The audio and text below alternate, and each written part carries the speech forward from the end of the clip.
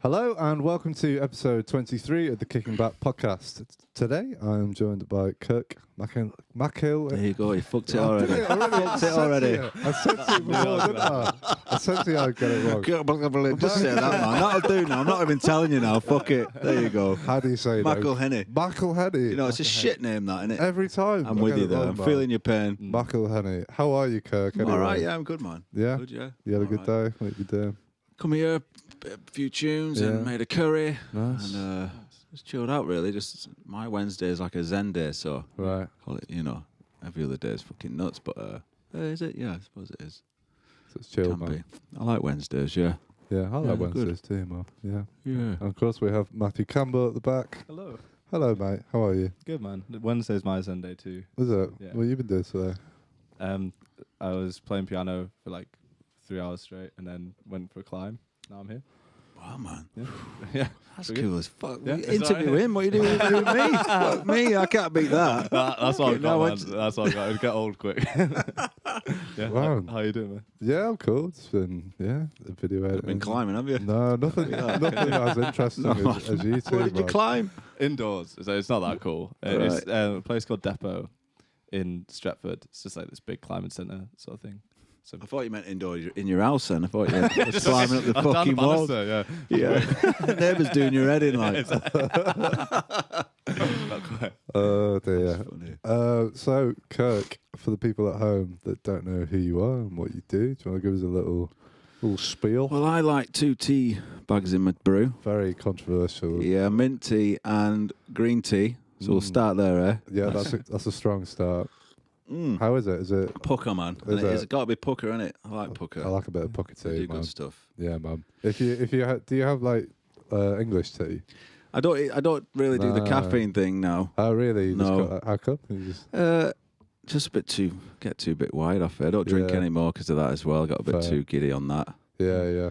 So it was all, I got a bit ill actually for drinking too much, I think, and it all came tumbling down. Don't worry, this ain't no therapy session. I'm getting this over with now. But I've not drank for like 5 years or something, so I'm all right. Where's that? Give me that can. I have to keep looking. I can smell it from me. I can smell it before you cracked it, but San Miguel, I'm just trying to.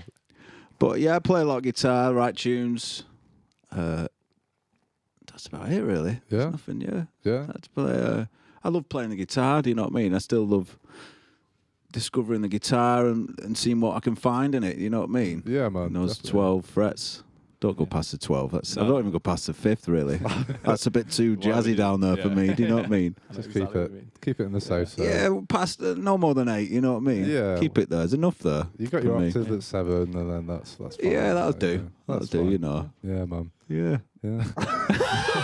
The open strings sound best anyway, don't they? Yeah. Say again. The open strings are the best ones anyway. Yeah. That's all the like magic. open tunings and that. That's all good, you know. Yeah.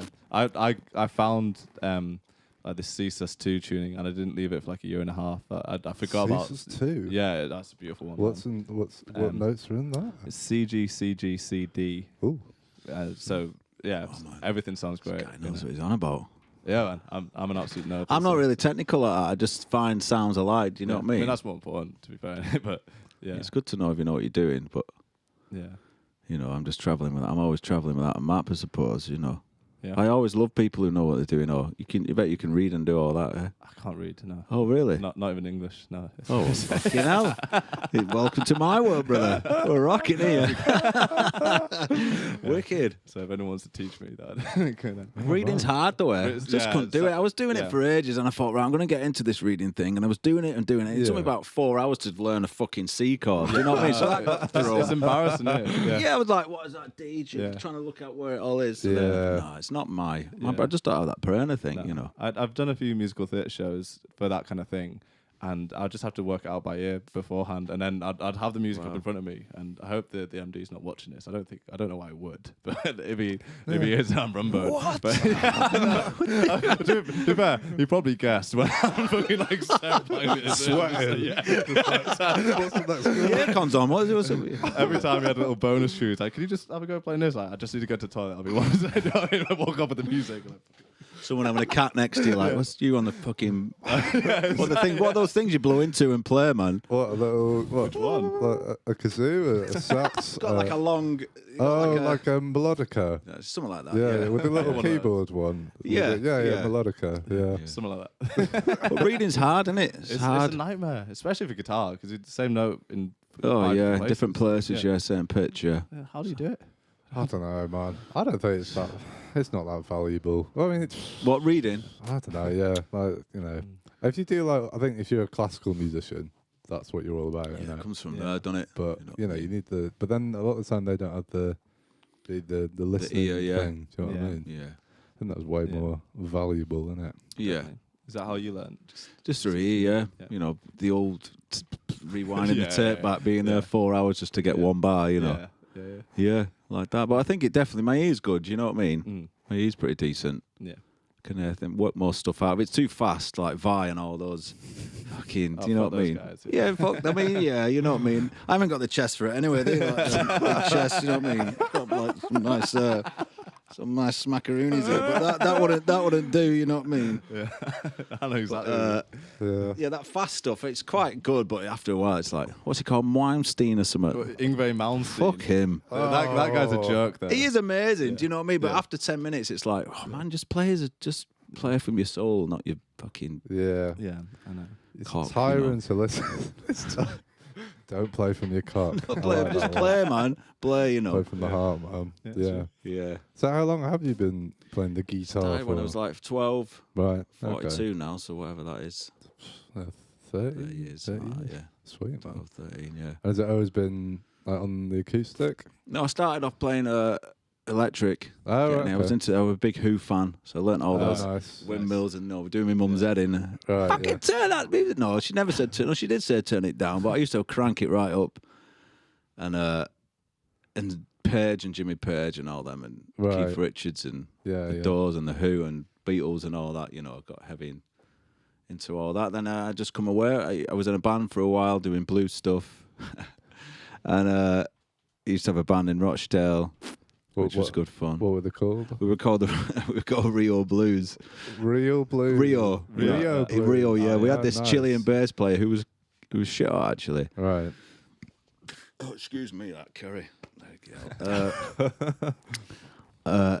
Yeah, so I was playing that, and then they split up. They kind of went off to uni and stuff, and then I got into like a good friend of mine, John Dean, got me into like acoustic music, Right. and it totally changed it all. You know, I used to get Nick Drake and John Martin, and then Bert Jansch came in. He were massive. He changed it all for me, really. You know. Who's that? Bert Get out. What do you mean, who's that? Get out. I'm here to learn. Please. No, he was a Scottish folk singer, Okay. Right. but just totally unique player, you know, Right. on the okay. guitar, fucking mesmerising player. So I used to follow him, stalk him in all his gigs. I used to go and see him all the time. Right. When I first saw him at the Band on the Wall, and yeah, it just I came out totally thinking that's it. I want to do that. That's what I want to do, you know. Mm. And I never looked back. I always just played and tried to learn all his stuff. Still learning his stuff, really, because he's really got a weird vibe on his guitar, you know. He's like, what the fuck, how's he doing that? You know, I'm constantly saying that. What the fuck's he doing that? All the time, you know. There's not many musicians I'd say that about, but with him, it was like, I need to go and see him out live, and how's he doing it, you know. Right, really yeah. weird, just really fucking weird approach to the guitar. Is it like all kind of like finger-style kind of? Yeah, it's finger stuff? style, but it's got very rich like cluster chords, and you know, really rich and beautiful, just beautiful player, man. Beautiful touch, really snappy, heavy, weighty sort of, Right. and great songwriter as well, which you don't really get both. Yeah. You don't really I get mean, that many doing both. You know, they Yeah. get a great guitarist or a great songwriter, you know. Yeah, yeah. But he had both. His singing's a bit like Kermit the Frog between Kermit the Frog and Cilla Black. So fucking, you know, his singing's a bit cat. But his melodies are great. I always thought he should have got a singer in, you know. Yeah. But fantastic, yeah. Kermit the Frog one, and really. Black. The That's, one. that's a Yeah. terrible Wait till you hear his combination. voice, you'll be laughing your head off. You're like, fucking hell, yeah. It's like the love child of Cilla Black and Kermit. Bloody hell. Brutal. Yeah. Yeah, funny man. So, go on, Matt. I was gonna say, guys, he's probably another guy who just doesn't have a clue what he's doing. Like the guys who have that totally unique thing, like he'd probably have a hard time breaking it down because he's just like worked out his own way. I had a lesson off him once in London. He was doing a few lessons, so I thought, I'm fucking going to that. So I went down and he just played me his songs. He didn't do anything. Do you know what I mean? I just said, play me this, play me that, and I just totally felt like, okay, now what am I even doing here? Do you know what I mean? Right. Yeah. Just totally, just phenomenal player, Yeah, phenomenal songwriter. Mm-hmm. Yeah, beautiful. You know, he really could express himself truly on the instrument. You know, he could play beautiful, dark and light and shades and get it all out. You know, he's playing and yeah, unbelievable. Probably one of the most creative guitarists. You know, he influenced everyone really back in the '60s. He changed it all from the Beatles to Zeppelin to. I mean, Jimmy Page even robbed one of his tunes and credited it himself. You know, I think it was called Black Mountainside. Okay. Off Zepp 1. And I love Jimmy Page, man, but he rinsed a few people off that first album, you know. Oh, really? He rinsed them all. All those tracks are all rinsed. And he put his name to it. But I don't think he put his name to it. It was the manager. What's it called? They had a bit of a thug of a manager. I can't remember his name now. Yeah. So I think no one knew what they were doing back then, you know what I mean? Yeah, so everyone rinsed everyone. Yeah, you get away with it a bit more. Yeah, and he put his name, and he would have made, you know, he didn't, when he started off, he didn't even have a guitar. He had to borrow guitars to go and do gigs with, you know, literally had to borrow them. So I don't know how he was just naturally just gifted for it, I think. But he got rinsed a lot, you know, which is a bit shit. But and then he got rinsed off his record label. His first album was £100. Cost him £100 to make. Right. And that went on to make millions, you know, and he got rinsed again off of that, but he didn't really give a shit, really, you know. I think he just carried on, you know, being the Jedi he was. Yeah. Is he still about today? No, he's died now. He's passed. He passed about 10 years ago, or something, or maybe more. Yeah, he died. Yeah. And was he making stuff like all the way up to the end? Yeah, that's awesome, man. All the way to the end, and it was always. Just, you know, it was always a pleasure to open up a new Yanch album, you know. Yeah. Because his ideas were always different, you know. Right, yeah. Kept it always fresh. Different. Yeah. Where's he from? He was born in Scotland, but then he went down to London when the scene was happening in the '60s, to the Troubadour, like a little. Yeah. I think it was a Greek restaurant downstairs on sorting out around Soho, but yeah, it looked great. There's a great documentary called Acoustic Roots that he did. You know, I fucking rinsed that documentary when I was growing up. You know, again and again, I used to just watch it all the time. And yeah, awesome. I'll have to check this guy out. Yeah. I can't believe I did. But Yanch, fucking. He's like a guitarist, musician. Now, he's a musician's musician. You know what I mean? A lot of guitarists exactly. look at him and think, "Fucking hell!" Yeah. Just his creativity was ridiculous. You know. Yeah. What about his Kermit voice? But get over that. Do you know what I mean? You can look past that. Don't let that bother. But you can't have it all either. No, he was. Yeah, that let him down a bit. But his songwriting and his lyrics are beautiful. Fucking Curry, man. They get emotional. No, but yeah, great. Check him out. I will, man. Is there a good starting point, like an album or something? Rosemary Lane's a beautiful album. Right, okay. That's a beauty. He did that 71 or something. I'm going to get all geeky on you now. 71, but his first album's ridiculous, you know. Okay, right. You could tell that just blew it. That just fucking wiped the table, you know. When that come out, everyone must have been thinking, fuck. Yeah. And then his next album, Jack O'Ryan, just check him out, man. Cool fucker. I remember seeing him at the Band on Wall. First time I saw him, he came down the stairs with his guitar over his shoulder. And the whole fucking room went quiet, man. And I was like, who the fuck's this guy? And it was like, even I felt it was like, Jedi vibes. Do you know what I mean? I was like, oh my God, who's this guy? And then he sat down and everyone just went quiet. And I was looking around like, what the fuck's going on? And he sat down and he didn't say anything. He just started off playing a track called, I think it was Carnival or something, or Black Waterside. And it was just like, fuck, you know. Totally changed my way of thinking completely. I love people that have that kind of What is that kind of like command of a room? Do you know what I mean? Some people can just like get away with just like coming out on stage and just not saying anything.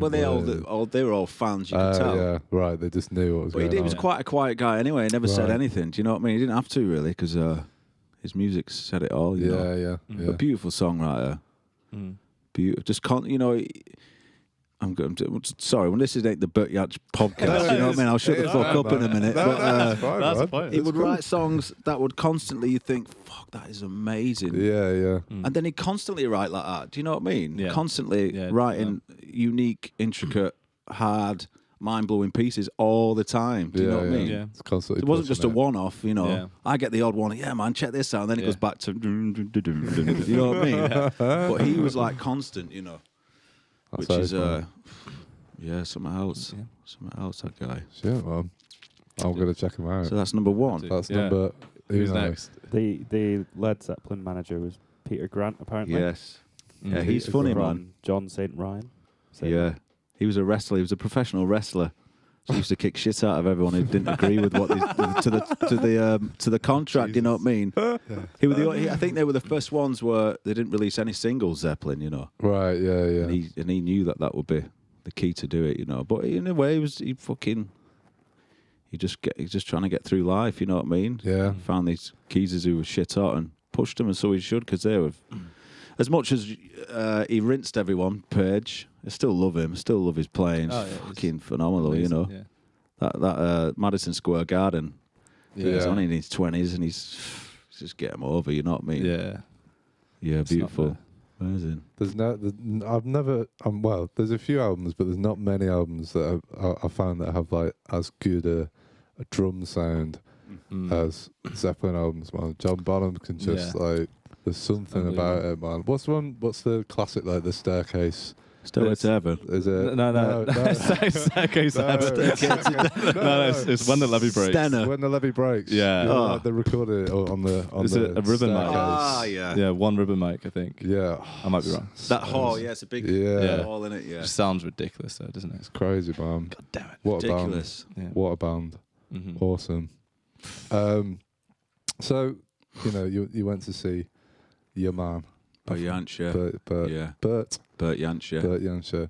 And was that the point where you had you been like writing music up until that point? Yeah, I wrote some tunes, Right. In this blues band I was in, I wrote some tunes. Right, you know? yeah. But when I saw his playing, it changed it all. I was like, I need to know what's going on here now, you know. Right, yeah, where he's coming from here. So I just hermited away and just tried to learn everything he did, you know. Yeah. Still am, really. Yeah. It sounds nice, man. If you want to hear a track, there's a track called Shamberton. Yeah, by Burt Jansch. It's an instrumental he wrote. Right, okay. And that kind of shows you where he's at in his playing, you know. Okay. And as soon as it comes on, you're like, oh, what the you got to sit up, man. You know what I mean? You got to take this is sacred ground now. You're on here, so it's a real deal, you know. That tune changed it. That tune was the one, you know. Okay. I wanted to sound like that, you know. Right. And then when did you start? I mean, so you started writing that stuff. When did you start like recording and putting it? I've always been doing bits of that. Do you know what I mean? Yeah. I've always done bits of this and that and recording. Through the years, but never really took it serious. I think I drank too much and partied too much and not really. Yeah. You know what I mean? Just loved playing and gigging. You know what I mean? Yeah. Didn't really think I want to be famous and all that. I don't know. I just loved playing and I still love playing. You know. Yeah. I've always because that's what's true through it all. You know what I mean? Through all the shit where your mind goes, it's the playing that'll. Yeah. That's real. Do you know what I mean? Yeah. That's that bit that's real. You know. Yeah. So. Definitely. Yeah. Just then I was in another band called the Sapphires, which is a great band. We've got an album out. We put an album out, Epic in the Ordinary, which is a very good album, man. I'm very proud of that album. It sounds amazing, actually. The production of it. We had a great guy producing it and recording it. He played bass on it, Dave McEwen. And we had Jason Singh. I don't know if you know Jason, beatbox guy. No. Yeah, he's a complete one-off, you know. He comes at it with totally unique ideas, you know. Right, yeah. And then we had Beck Smith, a singer. She was a beautiful songwriter as well. So it was a 4-piece, which was great, you know. It was great. It was a great band. I loved that band. I loved the album. What was the style or the like a big sort of lush vibe, big, beautiful. It was beautiful, you know. It's a beautiful album and dark, but yeah, it's great. It's a great album. Sapphires. The Sapphires. The Sapphires. Yeah. Another one to check out, people. Yeah, Sapphires. Sapphires. Sweet, man. So you did that, and then you've just been doing this through, and then you've got your new... Yeah. I new did an album album. before that, but this is my latest one. Yeah, this is the one I'm buzzing with, yeah. So this is coming out on June the 4th? Yeah, that's right, yeah. You Are Not Your Past. I knew that. I didn't just read it off the album. Yeah. I knew that.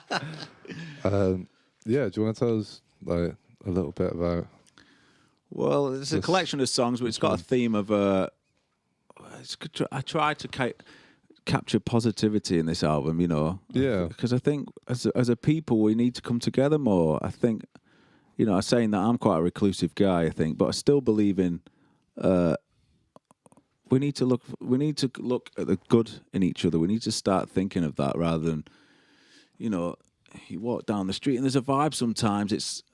I think that's just because of where the times are, or, you know, you are a product of your environment, or the environment affects you of how you are. And it's not like that, you know. Yeah. We are one, and we do feel, we do want love, and we do want people to respect and try not to judge, all these things, you know. Yeah.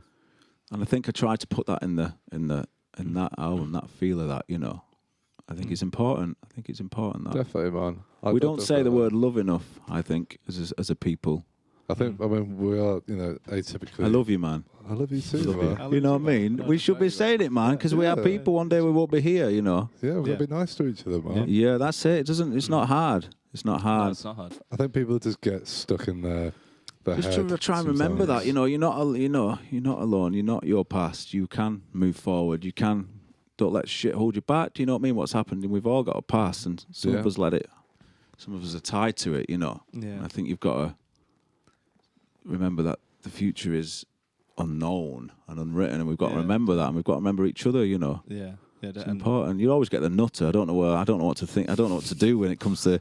I was thinking of this the other day. I was thinking, you know, most people in the world want happiness and just right for each other. But then you got fucking psychopaths. What do you do with that? That kind of kicked me in the nuts, that, and I thought, fuck, hang on, because that's kind of not... I think that probably is a product of your environment as well, being a psychopath. I think. Definitely, man. Yeah.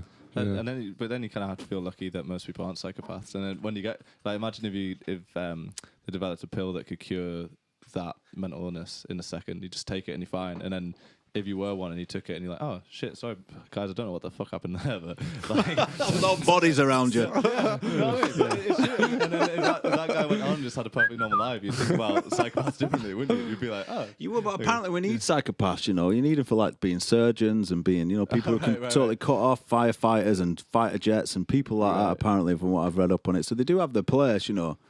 But it's that side of the psychopath that comes out where they just want to kill everyone. Yeah. Do you know what I mean? Yeah. I think there's something going. Normally it's to do with the mother, the relationship with the mother, where it goes a bit fucked up, you know. Do we really want psychopaths that are surgeons as well?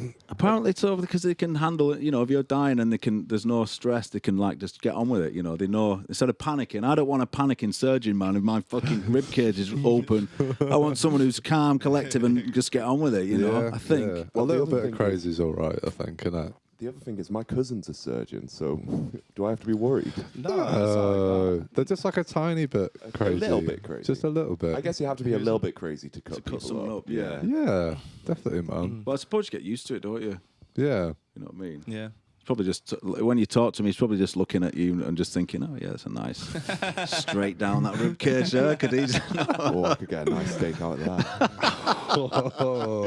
Yeah, you know. I don't know where we were. What were we saying? We were talking about the message of the album. I definitely feel like a lot of the lyrics that you've got are very, like, because I'm big into like mindfulness and like presence and like all that stuff that you're talking about. Like, you're not your past. It's like you can't think about your past. You can't live in your past. You can't live in the future because you don't know what's going to happen. So where's that leave you? It's like you're just in now, aren't you? Innit? Yeah, it's Do you know true. what I mean? I'm all about that sort of stuff. I definitely got that. Great. I think a lot more people are as well. I think it's been more, you know. Yeah. I think we've all had space. That's, over like lockdown and stuff, everyone's had to like everything drops. So, so they've had time to be like, oh, what am I actually doing? Reflect, here? man. What's like, going on? What have I been on this doing? massive ball floating through infinity? You know what I mean? What are we doing? What's going to happen? Yeah, man. And what's it really all about? Yeah. And it's a good question, isn't it? Because it ends up being just being nice to people, basically. That's it. And just accepting whatever happens. Cause That's you can't it. do anything about it. Like, the more you reflect on it, the simpler the actual thing becomes, and the more you realize how important like now is as well. And like dwelling on anything or worrying about anything is just useless because you can do it anyway, can't you? You can be successful. Like if you're, it's not to say you just have to sit around like on a desert island, like in absolute like tranquility or something. Well, I've always thought that, man. These Buddhists that are like, chill out, and you're in the fucking paradise. You know what I mean? It's easy for you. Some twat behind you in Tesco's being an idiot, and you're trying to fucking zen out. It's a totally different vibe. Do you know what I mean? Yeah. It's all right for that guy up there. It's true. But you should try and be on that fucking ledge. Do you know what I mean? Yeah. And just taking people as they are as well. Like, yeah, man. Try not to judge, innit? Yeah. Try not to judge, even earlier on, I was thinking that to myself. Like, you can definitely sense different people, like what level people are like up in their own heads while they're just going about their life. So some people are really, really responsive to even just like walking past someone saying hi, and they might actually get something out of that. And that just feels good for everyone, doesn't it? And then some people you can clearly tell and it might be something important on the mind. Even then, you think like how important, so that you can't say hi to someone else or you act rude or whatever. How do you mean? Go on. No, just like when you're out and about, just in general. Like some people will definitely be like, the lights are on but no one's home kind of thing, or they'll be like up in La La Land kind of. Yeah.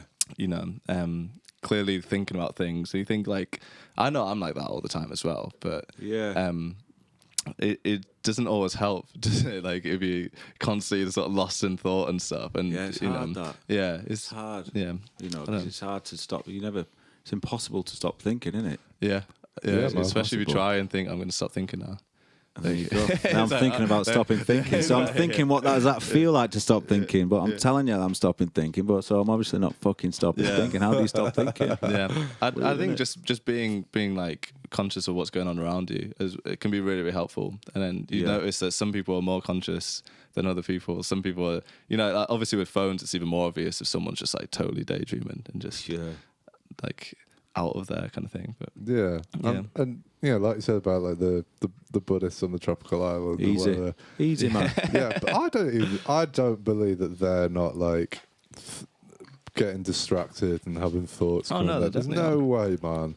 What you think? Everyone still has their own shit to carry. Yeah, and like you can't like.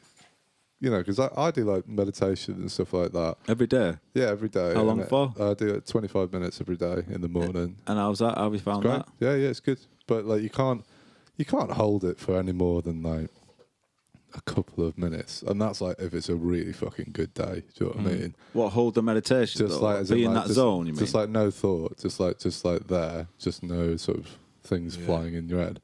Yeah. But it always comes back round, man. It's just like that motor in our brain is constantly ticking away in the background. You can't expect it to not like throw stuff up. Yeah, I think it's more just about like when I do meditation, it's like I think of it as like a pool. Like if you imagine like it's kind of like two pools of water, and there's like a middle pool that's like kind of silence and stillness. Come on, I'm closing my eyes for this. Go on.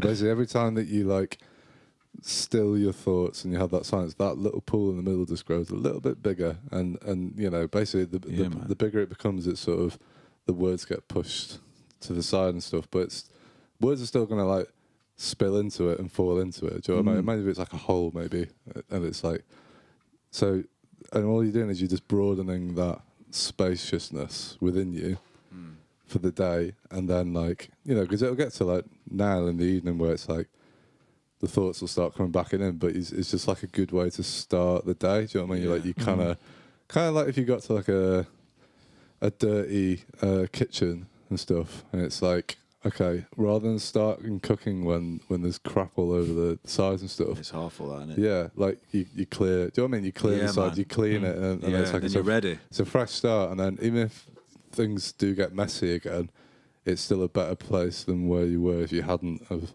cleaned it up. Yeah, that's kind of how I sort of think about it anyway. I'm feeling that. But I don't believe like all these guys that are like achieving nirvana or whatever. Well, it's a constant like, practice, isn't it? I suppose. It's constant, and you got to just like working your body out. Workout, and it's a workout for the mind, and you got to keep doing it. I suppose. I don't know why people don't teach it because it's so useful, and it's kind of like the most simple thing you can do, isn't it? You know, if you think like most days, you can't expect to be in a good mood all the time or anything like that, but the goal is probably to kind of choose which emotions or moods you kind of ride out and you actually like dive into. Where some of it's just like you realize that you pretty much have a choice in some moments to either just be content with where you are because you are there, or not. You know, especially, you know, if you're like waiting for a bus and it's absolutely pouring down, and you might not realize how everything actually looks really nice, and you're there, so you might as well just be there. Especially, well, I tell you, a rainbow. If you get pissed wet through, you might as well think, oh well, I'll just enjoy this now. Do you know what I mean? So that's a really funny one as well, because sometimes the first 5 minutes might be horrible and you're not even that bad yet, but just because you like resenting the situation and you kind of like in denial of, oh, I shouldn't be raining, man, this is so annoying. But after a while, when you're really, really soaked and you give into and it, you're being miserable for too long, and then you still and the bus is late, and then it gets to the point where it's like, I can just let go of this because I'm here, and it's like, oh, it's not even that bad anymore. And it's true, man. Yeah. That's not to say that you could do that with every situation, but I think a lot of our lives you can definitely have that kind of mentality. Species, man. We're so weird, fucking man. Weird, aren't we? We're monkeys, man. Like, monkeys. Like we are monkeys. On this weird space rock. Monkeys with phones, man. Suits. Instagram monkeys. Well, dogs are there for me. Dogs. My dog's. She's Nirvana, man. But they don't have like thought in the same kind of way. They're not like they don't give a shit about what they look like, what you look like. No, they're not asked. They're not asked. Are you happy? She can sense when I'm pissed off. She's like, I've not even said anything. She's like, you know, Tails doing this like nervous wag thing. And then she comes over like all crawling, and she's lovely. I love her. I just love dogs, you know. That's why we love dogs so much, because they're so obvious to us, because like most humans are always like on some level of anxiety or worry or something like that, or just generally being annoyed. There's always a little bit of that one, but dogs just don't have that. If they have it, like if they have they get into a fight with another dog, it'll be that for 30 seconds, and then they just leave it. It's like, cool, that's done now, and they don't hold on to it. Whereas humans just hold on, don't we? It's like get really bitter about it also. I think that's why we love dogs so much. Yeah, man. So I think, dogs. I didn't used to like kids, but I quite like them now. I've got one. You want one? I can sell you. You're gonna have to. 40 quid. That Harry Potter ticket I bought the other day. The one. Let's not get into that. But they're like, I love that about like young kids as well, because they're kind of like little presence machines as well, because again they don't have any of the worries or anything. They're just like, everything's new. They'll see a puddle or something and they'll just run over and jump around in it. Do you know what I mean? It's like, I think that's why that's dogs and kids. Similar sort of presence machines. And cats in a similar, although cats can be cats are assholes. Cats you have to watch, man, don't you? I like cats. What the fuck was that? And they're like, just do this swipe thing. Oh, fucking hell, man. Yeah, cats are a bit, I don't know, I'm always a bit iffy around. You know, when you're at your mates, then the cat just jumps on your shoulder and you're like, what the fuck is this? What's that? And they just stand there and you think, you're going to swipe me or what? What's going on here? And they just jump off. Whereas you know what you are with dogs, you know what I mean? I can't wait. I can suss any dog out. I'm a bit of a dog whisperer like that, but cats, I ain't got a fucking clue, man. So many scratches I've got of cats, you know. What dog have you got? I got a lab. Oh, nice. What colour? She's white. She's like a white thing. Yeah. She's so soft. She's beyond soft. You know what I mean? Yeah. She sees other dogs in park and she does this like blancmange thing where she just like this is her like being submissive. You know, she's like, this is like from 2 miles away. I'm like, the fucking dog's not even there. I had a dog like that. Actually. I had a dog called Jet. It passed away a couple of years ago, bless him. But the only dog he ever got one up on had 3 legs. It was like that big. It was like a little wiener dog. And I could see him clock that I could have this guy. But apart from that, and even then, I think he lost. I think the dog turned around like, leave me alone. You know? What breed of dog was it? It was a black lab. Oh, yeah. Labs are great, though, I know. Labs are the ones, aren't they? They are, man. The ones, How long have you had your dog for? She's 6 now. I'm a pup, yeah. I really want a dog. It'll happen. I keep getting the urge. It'll happen, man. It'll happen, you know what I mean? Yeah. But yeah, cats, I agree with you, man. Cats are assholes. Fuck cats, man. They won't give a shit. I don't like that. You could be rotten in your house. You could have an heart attack and die for 3 weeks, and they'd be like, "Where's my food, motherfucker? Get up, get up." They don't care about it. I hate that thing that they do as well, where they're being nice to you. Where they like come up and they basically around your leg. Yeah, and they basically just like rub all their fur off with you and shit. And they're not being nice. They're basically like, "Fuck you, have a load of this shit," and then they walk off and they're like, "Yeah, nice one, mate." And then they turn I can't. Well, around. my dog's terrible for molting. It was yours. Yeah, really bad. So I can't. Yeah. She must have been a cat in a former life, but yeah, cats are weird, man. Yeah. Cats are a weird vibe. Do you know? Apparently, if they were big enough, they'd eat you. What? Yeah, apparently they'd eat you. Your own cat. How did they know that? Apparently so. Have they like scan the brain or something? Well, they just know they're smaller than you, so they think, "Oh, I'll just play this fucker now. I'll just get him to do everything I want him to do," you know. Yeah. But if they were big enough, apparently they'd eat you. Right. Which kind of makes sense because a tiger would, wouldn't it, or any other cat, I suppose. Harvey, But- man. So all you cat lovers, fucking chew on that, or it chews on you. Oh dear. So I was going to ask you a little bit about your your writing process. Like, how do you approach like writing? It's a funny thing, right? Right, You know, stuff. I'm always playing the guitar. Yeah. I play it all the time. Right. So I'm just constantly just messing and trying to find a cool doodle, you know. And if I find a cool doodle, I'm like, oh, this, I don't know why it pricks me ears. Or you write. You write. Don't you used to write. You know, when you write, you like you hit on something. Yeah. You think, oh, work on that. You know, I That'll don't know do. why that is, but Yeah. I'm not one of these that writes all the time. You know what I mean? I think I No. saw this. I was playing the other day in Penrith, and she was called Mel. I've never.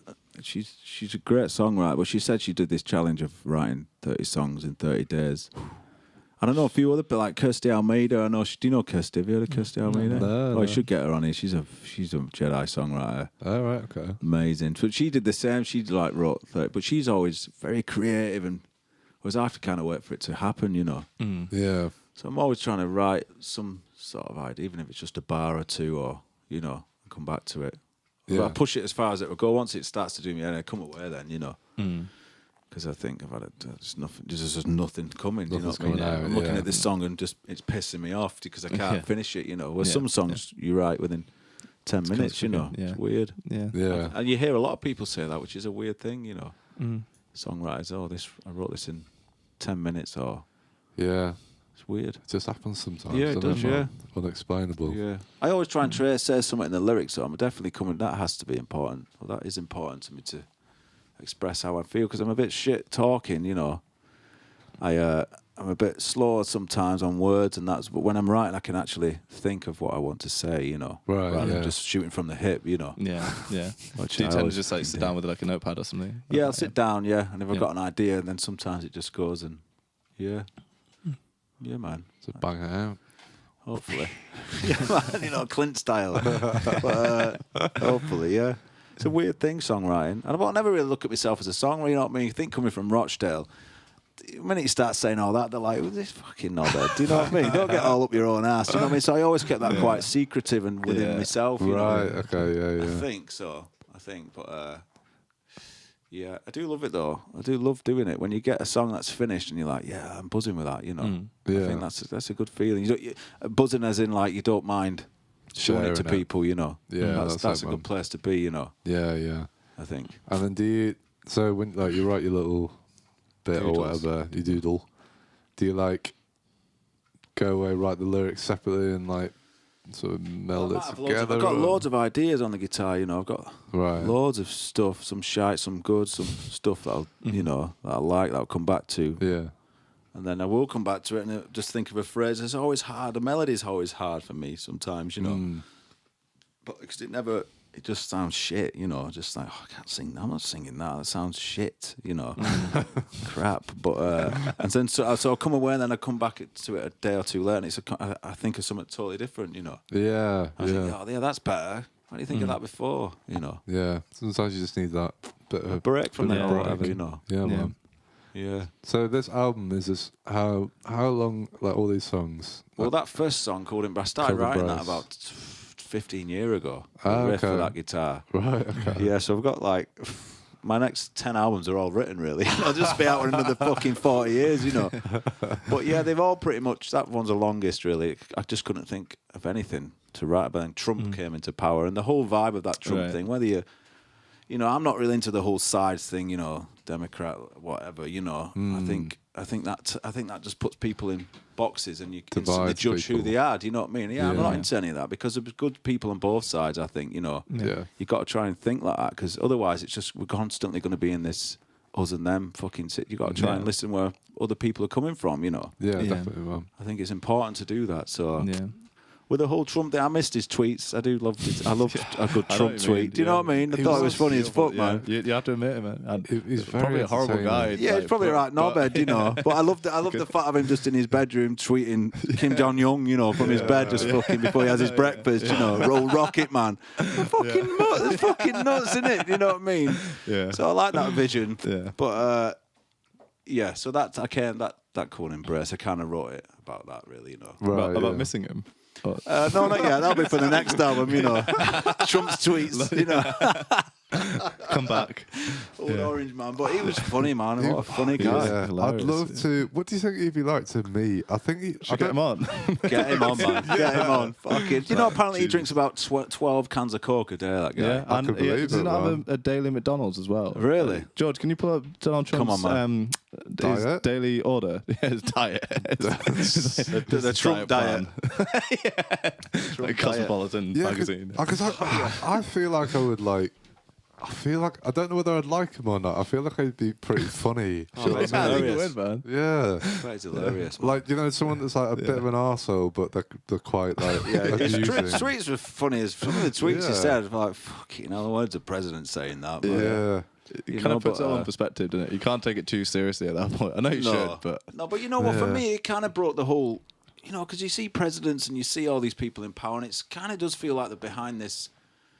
you look at Boris Johnson and you think, try not to get angry at that sort of same formula being in power. Do you know what I mean? Because I try to look at them as human beings and see where they're coming from, but it's hard, man. It's hard, It's hard to see people as real human beings when they act like such lizards, though, innit? Yeah, man, lizards. The lizard Let's people. get David Icke on here, man. Get the fucking real news on. Come on, let's do this. It is hard. You're right, man. It's hard to...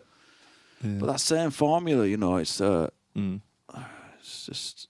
It's mad. It's mad how people like me and you are not in power, you know what I mean? People who are kind of just cool with people and not money or power hungry. There's something already set there for me. That it's the same formula, you know what I mean? Yeah. And Trump kind of broke that a bit for me when it was like, fucking hell, is this nutter, Yeah.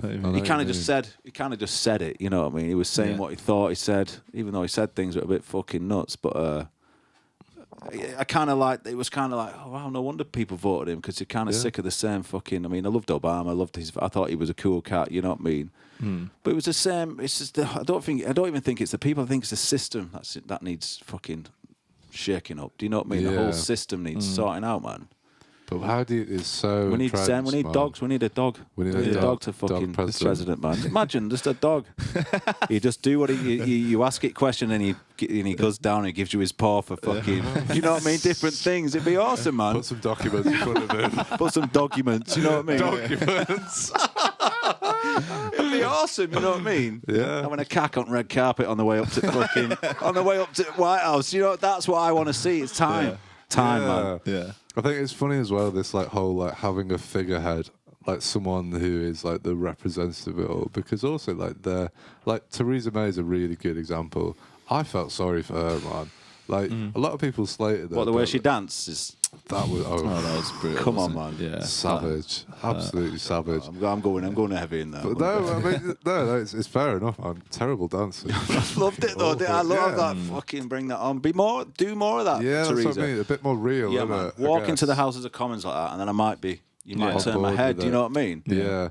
But like, it's funny that we had these prime ministers, presidents, but like, there's so much influence and stuff going on behind the scenes that you know what I mean? Like, they might not even necessarily agree with like a lot of the stuff that they're putting forward, but they're just like, right, you need to do this now, but they're they're the scapegoat, aren't they? To be like, Yeah, they're kind of a bit of a person. puppet on a string, I suppose. Yeah. It's weird, isn't it? Yeah, like the whole gun culture in America. It's like, fuck off, trying to make excuses for that. Do you know what I mean? Just stop. It's mad. There's nothing you can say. It's like every time there's a shooting, it's like, what are you going to say now? And then what? We'll just put more teachers with guns. That was Trump's fucking answer. It's like, when is this rocket ready for Mars? Because I'm kind of ready to go on it. You know what I mean? I know. I'm ready to jump on it sometimes because it's like. It's crazy, man. Exactly, and everyone thinks it's crazy. Yeah. Everyone thinks that's not just my opinion. That's a human soul, a touch that we all feel. You know what I mean? It's like some serious amount. I think there's more guns in America than people or something. I think I heard. But again, they're totally brainwashed with it. Like. It's a culture, and it's part of the. It's really easy First for us Amendment, to see. Second Amendment, man. Don't get up, man. These are that Second Amendment was like when it used gunpowder. You know what I mean? Yeah. Not fucking. Yeah, like I know it's like assault rifles as well. It's like, why are you protecting your home with an assault rifle? Like, is that not? I think more people get killed off the kids, don't they? America. Yeah. Oh, really? Yeah, but like 2-year-olds just playing, just fucking wipe the parents out. I think that happens a lot. You know, heavy, innit? Yeah. You know what they need? They need like a huge magnet, like a massive magnet, and just fly it over the whole of the United States. Pick up all the guns and then just chuck them in the And throw them a load of fidget toys, you know what I mean? Fucking play with that, you know, these little squares they play with. It's a bizarre world, man. What a bizarre world. It's so strange, man. Again, but it's gone so far. Like, how do you even begin to change? Just time. Something like that. It's gonna take so long, no matter what. And it's gonna take because it's a mindset more than anything else, isn't it? So you're not gonna convince people, even if you.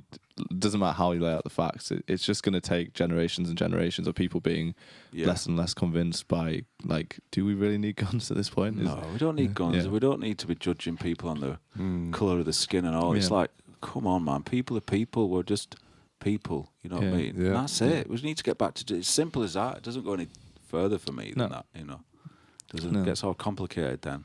Yeah, we're all just crazy monkeys, man. Yeah, that's all we are. We really are. Man. I don't give the crazy monkeys guns because it's exactly. It's a bad combo, man. Yeah, no, again, that's an album. That's a good album title. That. Taking the monkeys guns, man. It's a band name, isn't it? I like that. You can have it if you want. Nice one, man. Write that one down, bro. Yeah, crazy shit, man. How on earth did we start talking about that? Man. Sorry. No, it's fine. I enjoy it. I think we should have some music. Yeah. So Kirk came in earlier today and recorded 3 tracks. One of them isn't on the album. I don't think any of them are. That was good, weren't it? Good of me to plug my album and not play any of the fucking songs of it. None of them are. Well, they're all great songs, though, to be fair, bro. But I think they're on the next one. Oh, are they? Yeah. I love that first tune. Same Old Spiel. I love that bit one. Funky man. vibe. I love that. It's a great tune, man. Oh, wicked. Yeah, nice one, yeah. You haven't started recording any of the other No, stuff not recorded yet? them yet. Right, no. yeah. Not yet, no. Well, you lucky people get to hear some music that doesn't even exist. No, man. It doesn't, no. Not yet. All in my head. All in my head, man. So, yeah, Kirk played a few tunes for us before. I hope you enjoy it. And we'll be back in like 10, 15 minutes and probably talking more about, I don't know. Tweets. Trump's tweets. Trump's no, tweets. man, we've done that. We've done that. Something else crazy. But Yanch. Yeah, Yanch, man. Another thing. All right, cool. We'll see you all in 10, 15 minutes. Goodbye. Bye. Nice one for the invite. Down here at the Rec Rooms. Going to play a few tunes. This one's called Same Old Spiel.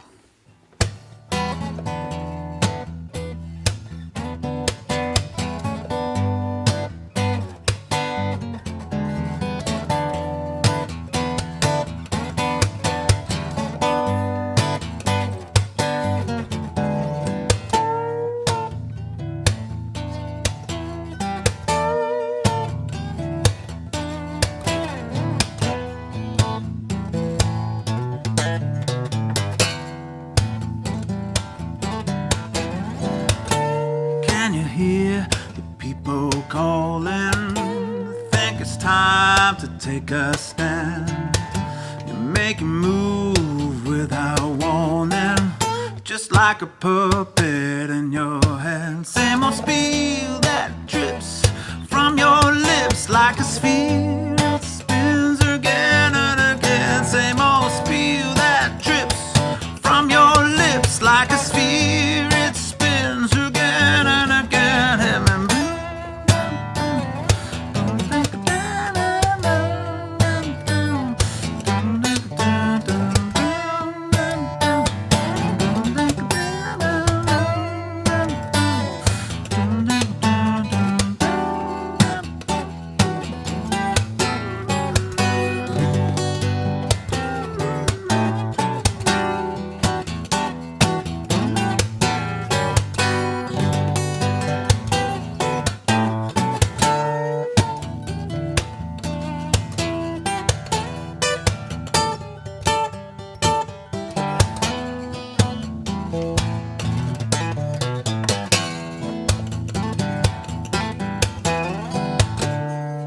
Keep the ball rolling.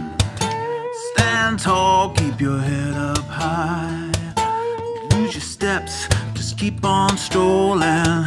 Change that perception in your mind. Same old speed that drips from your lips like a sphere. It spins again and again. Same old speed that drips from your lips like a sphere. It spins again and again. Same old speed that drips from your lips like a sphere. It spins again and again. Same old speed that drips from your lips like a sphere. It spins again and again.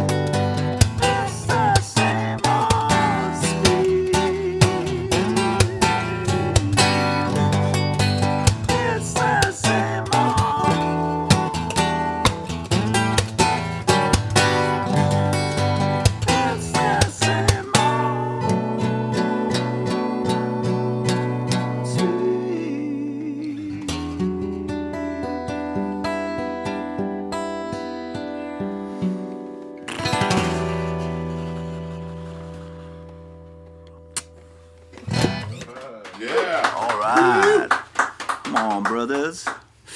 Come on. This next tune is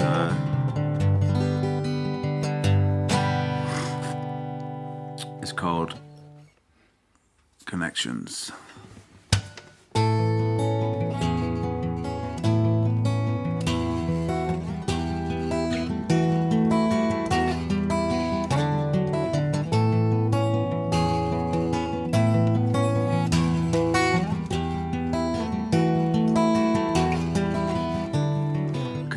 Was made in the words that we say. The vibe feels alive. May you walk in the light, wedged in my mind. These days testing time, sailing along. My gift is my song.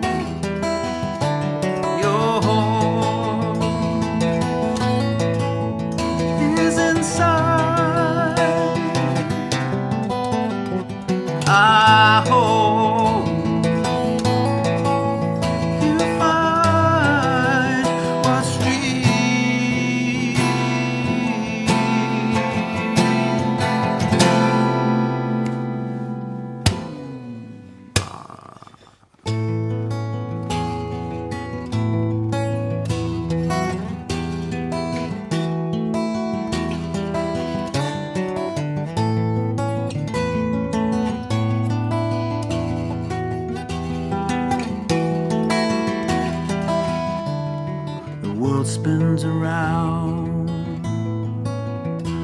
says lost and unfound.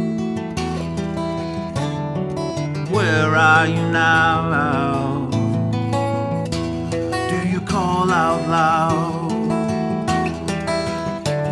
Your home is inside. I hope you find what's real.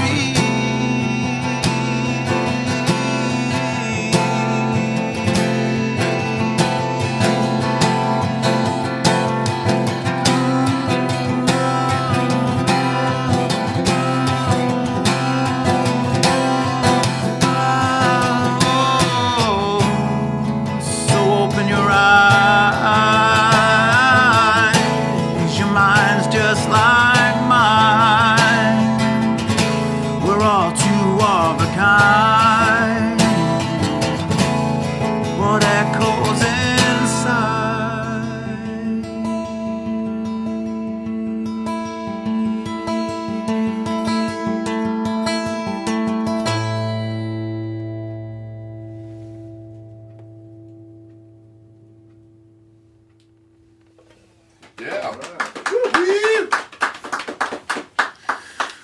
I've got cramp. Gone and got cramp. This tune I wrote on the morning my daughter was born. Well, I didn't write it then, did I? I was too busy panicking then. But the idea of it came in my head then, because it was a beautiful blue sky when she popped out, and it always stuck with me that line, blue sky. So I finished this song off a few years later. It's called Blue Sky, obviously.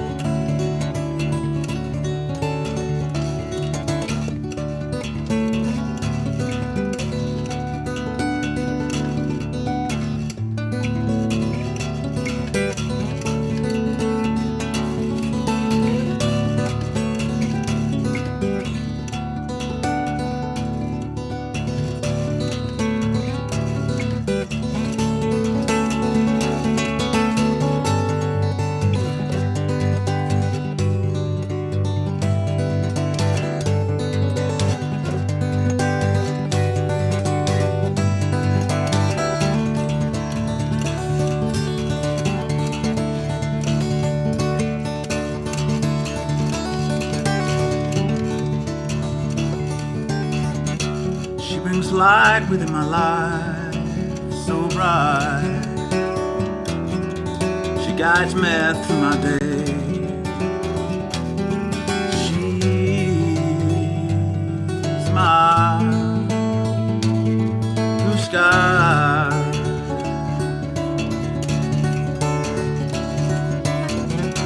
All I am and all I'll ever be, I will give to her, for she's my blue sky.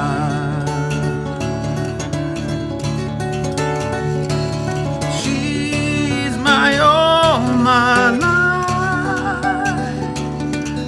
She holds a grip inside.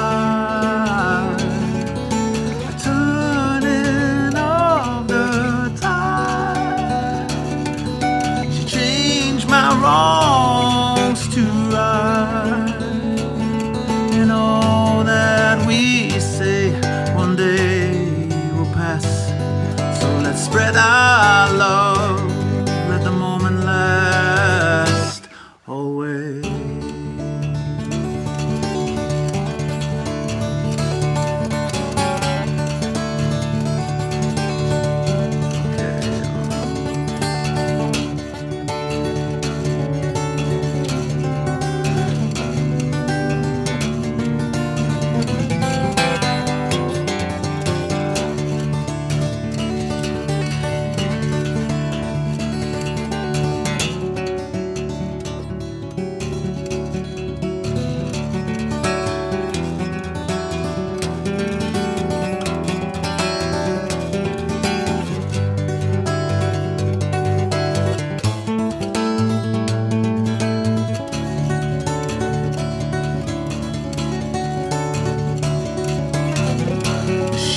light within my life so bright. I want it any other way. She's my blue sky.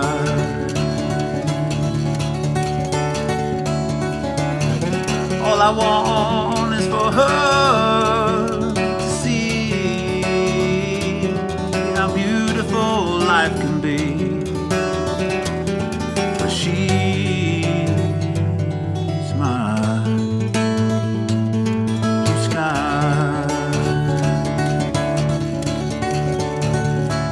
Oh, she's my all, my life. She holds a grip inside. I turn in all the time. She changed my wrongs to right.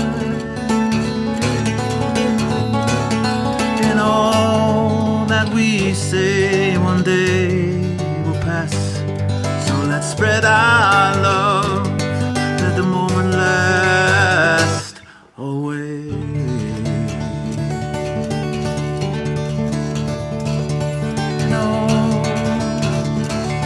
In all that we say one day will pass. So let's spread our love. Let the moment last always.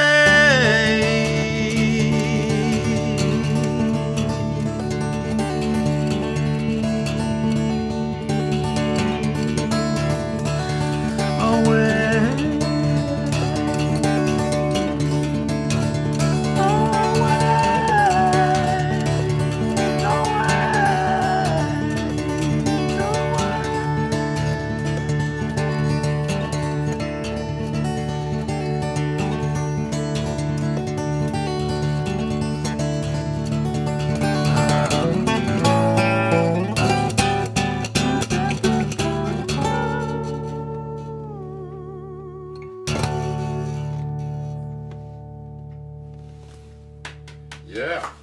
Nice one. Okay. So where can people find your stuff online? KirkMcElhinney.com, my website, and Facebook, and all the other shenanigans, Instagram. Just good luck spelling my name, really. But once you crack that code, you've got it there. So just type that in. But yeah, album's out on the 4th of June, so Cheers, all good. Nice one, man. Thanks, man. Cheers. Wicked.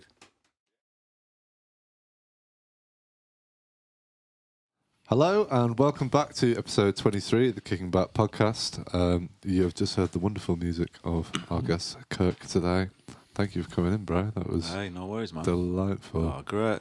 Yeah. Great. Did you enjoy playing in our tiny studio I space? did, you know, from when you're looking at the camera, it's like, oh man, this is, and then it's just fucking tiny, hasn't it? It's like I feel like Hagrid or something. I feel massive in it, you know. But yeah, it's a great little setup you've got here. Thanks, bro. Fantastic. Yeah, we really enjoyed your music, man. It was great. And it's great, you know. Just saying, it's great that you've got this for people to come on and Yeah, man. know, yeah, doing a good thing. we've met a lot of really interesting people, and Yeah, just I bet. like we've had quite a lot of people that it's been like their debut performances and stuff, and it's like nice to give them a platform and just be like, check out some cool stuff, man. Yeah. And then here we are. With you. Yeah, man. So you've got your new album, in case you people missed it before. Yeah. Look at that. Look how high he's jumping, man. What a great picture that is. Yeah, where's the picture? It's from a place I used to play. Well, I know it's in Rochdale. That it's in there. Oh, cool. A lot of flats that got knocked down, but Oh, right. I reckon that was I used to play there after that. That looks like it's from 70s or something, mid 70s. Is there a picture of this on the internet so people can have a look at it? There is, Can you pull it yeah. up? Can you pull up Kirk's album? So it's You Are Not Your Past. Should be there. Kirk Mcelhinney. I said it right that time. Nailed it. It's because you didn't think about Thanks, man. Is it on there? I can't see it. Released yet, so it might not be. Don't know. I might. Yeah. Who's Tell the? you what, if you go into Rochdale, black and white picture, boy jumping from flat or something. Okay, and it says artwork here. Zach Crompton. Is No, that Zach did the artwork, but I don't know who took the picture. Oh, right. Okay. I just swiped it because it's from from my hometown, and it reminds me of my childhood. So I thought I'm having that, and I couldn't find who did it. So if you're out there, That's it's tough shit now. I've fucking got it on the album. Yeah, that's the picture there. Isn't it? That kid, he can't have survived that, surely. Yeah, oh, man. wait, there's mattresses at the bottom. Pile them up in it. Pile the mattresses up. Right. Right. What a fucking great picture that is. That's a that great is just a great picture, picture, man. isn't it? Wait. I would have been the middle one, I reckon. I wouldn't have been that nutter at the top. Yeah. That's great, man. Jumping on a load of flea-ridden mattresses. Happy days. That's great stuff, man. Yeah, great. So it's coming out on June the 4th. June the 4th, yeah. I was going to ask you a little bit about, so you recorded at Limefield? Limefield, yeah. Well, I did most of it live. Did most of it, all of it, most of it live. There's the last track I did in London at the McEwen Studio, Sanctuary. Okay. But most of it's done in Limefield Studios. John Ellis's amazing little vibe.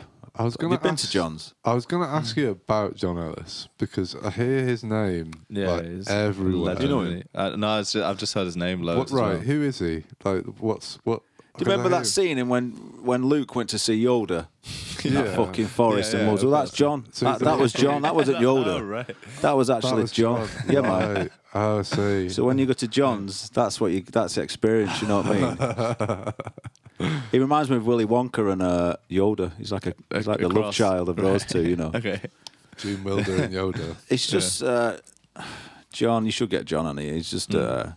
I've learned so much from that guy, and I still do. You know, his way of thinking is amazing. You know, it really is. His way on the world and how he thinks, and he's such a beautiful human being. You know, it really is. He's such a lovely guy. You know, and his playing's just fucking hell. It brings you to tears sometimes. I don't know what it is with his playing. When he plays, you're like, oh, what the fuck's happening? What's going on? What's going on? Someone spiked me. What's going on here now? Do you know what I mean? But his playing is really always true in the moment, always, and he'll always play what is needed for that, and he can play anything. You know what I mean? And he can play anything, but he don't play anything. He just plays what's right. You know, he's all over that. Oh, that's why it sounds so fucking good because of him. Do you know what I mean? Yeah, he's outstanding. What's his background then? He's brought up in Middleton, right? You know, North Manchester. He got into he'd always been to the music scene, you know. The Beatles really changed his vibe. You know, he's a massive Beatles fan. Yeah. I think he knows every picture that was taken, I think, of the Beatles. Ask him any picture. And he'd be able to tell you about it. So I'm always constantly like the odd time I send him, you know, that, but you don't fucking know this one. So I'll send it him, and then he'll send it me back. Oh yeah, that was da or whatever. It's just a true. Ask any musician in Manchester, and he's the fucking man, you know. Yeah, he really is the man. He was in he's done loads of stuff, loads of sessions, and you know, for people you'll know, I'm not name dropping all that, but he's done stuff. You know what I mean? Yeah. But he's just that guy is not big, you know, not massive. He is on the music scene, you know what I mean? Because he's ridiculous. He's just a true musician for me. And when I first met him, because I'd always heard of him. Yeah. And I was a bit like, fucking hell, I'm going to see John Ellis, you know, I'm going to play him a few tunes. And he was just straight, it was just like, because I'm from Rochdale, he was from Middleton, it was like, oh God, this guy's no bullshit at all. I can just have a laugh and a crack with him. And yeah. There was none of that shit. Do you know what I mean? He just had a chat, made you a brew, and it was good. Brother from another mother, man. We've done a lot of gigs together, and you should see him if you ever gigs. Definitely go and see him. Does he do his own stuff then? Does his own stuff. He's got an album out actually on Spotify, which is a beautiful album. Just him and this drummer. I think it's God, I'm shit with names. It shows him stood in a river. No, it's not on Spotify. It's on SoundCloud. George, sorry, can you pull it up? John Ellis album on SoundCloud.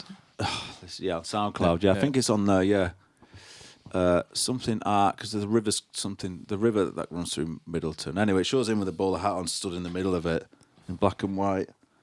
But it's such a beautiful album, just beautiful. Right. He does some covers on it, and he does one of his own tracks. But listen to that album, man. I'll check it. Is it a black and white artwork? Is that? It's a black. That's it there. Yeah, go on, George. Pull that bad boy up. Yeah, because I've heard his name. Oh no, that's another one he did. That's one he did for the jazz. That's one there, the big one. Yeah, I've heard his name like everywhere. Fantastic. He's just he's just pure Yoda, you know. He's got that. He's a Jedi master. He really is, you know. Yeah. He's cool. He guy. really is. Yeah, this album, it sounds so good, man. Oh, wicked. I put the headphones on before, like I was just doing a bit of editing and stuff, just like. Do you know what I mean? It just sounds ace, man. Oh, wicked. Yeah. I was gonna ask you, you know, the track "Get It On." Yeah. Who played bass on that? I think that might have been John. Was it? Was it John? The bass playing on that is just like. Was it fucking hell? You could duck. Well, that's why I just mingled them all in one, like bass player, all of them. Because you got Hugh Jacob, Neil Fairclough, Ben Adie, John Ellis, Pete Turner, and Eric Apapole, who's another Jedi. Lots of Jedis. Fucking hell, man. But yeah, when that track came on, and I heard the bass, I was like, yeah. I think it was. I'll ask John. I'm sure it might be John. I think it'd be good to get him on, man. Yeah. He sounds like an interesting. He's in Tomodon though now. I'm sure he'd come over, but yeah, if he can.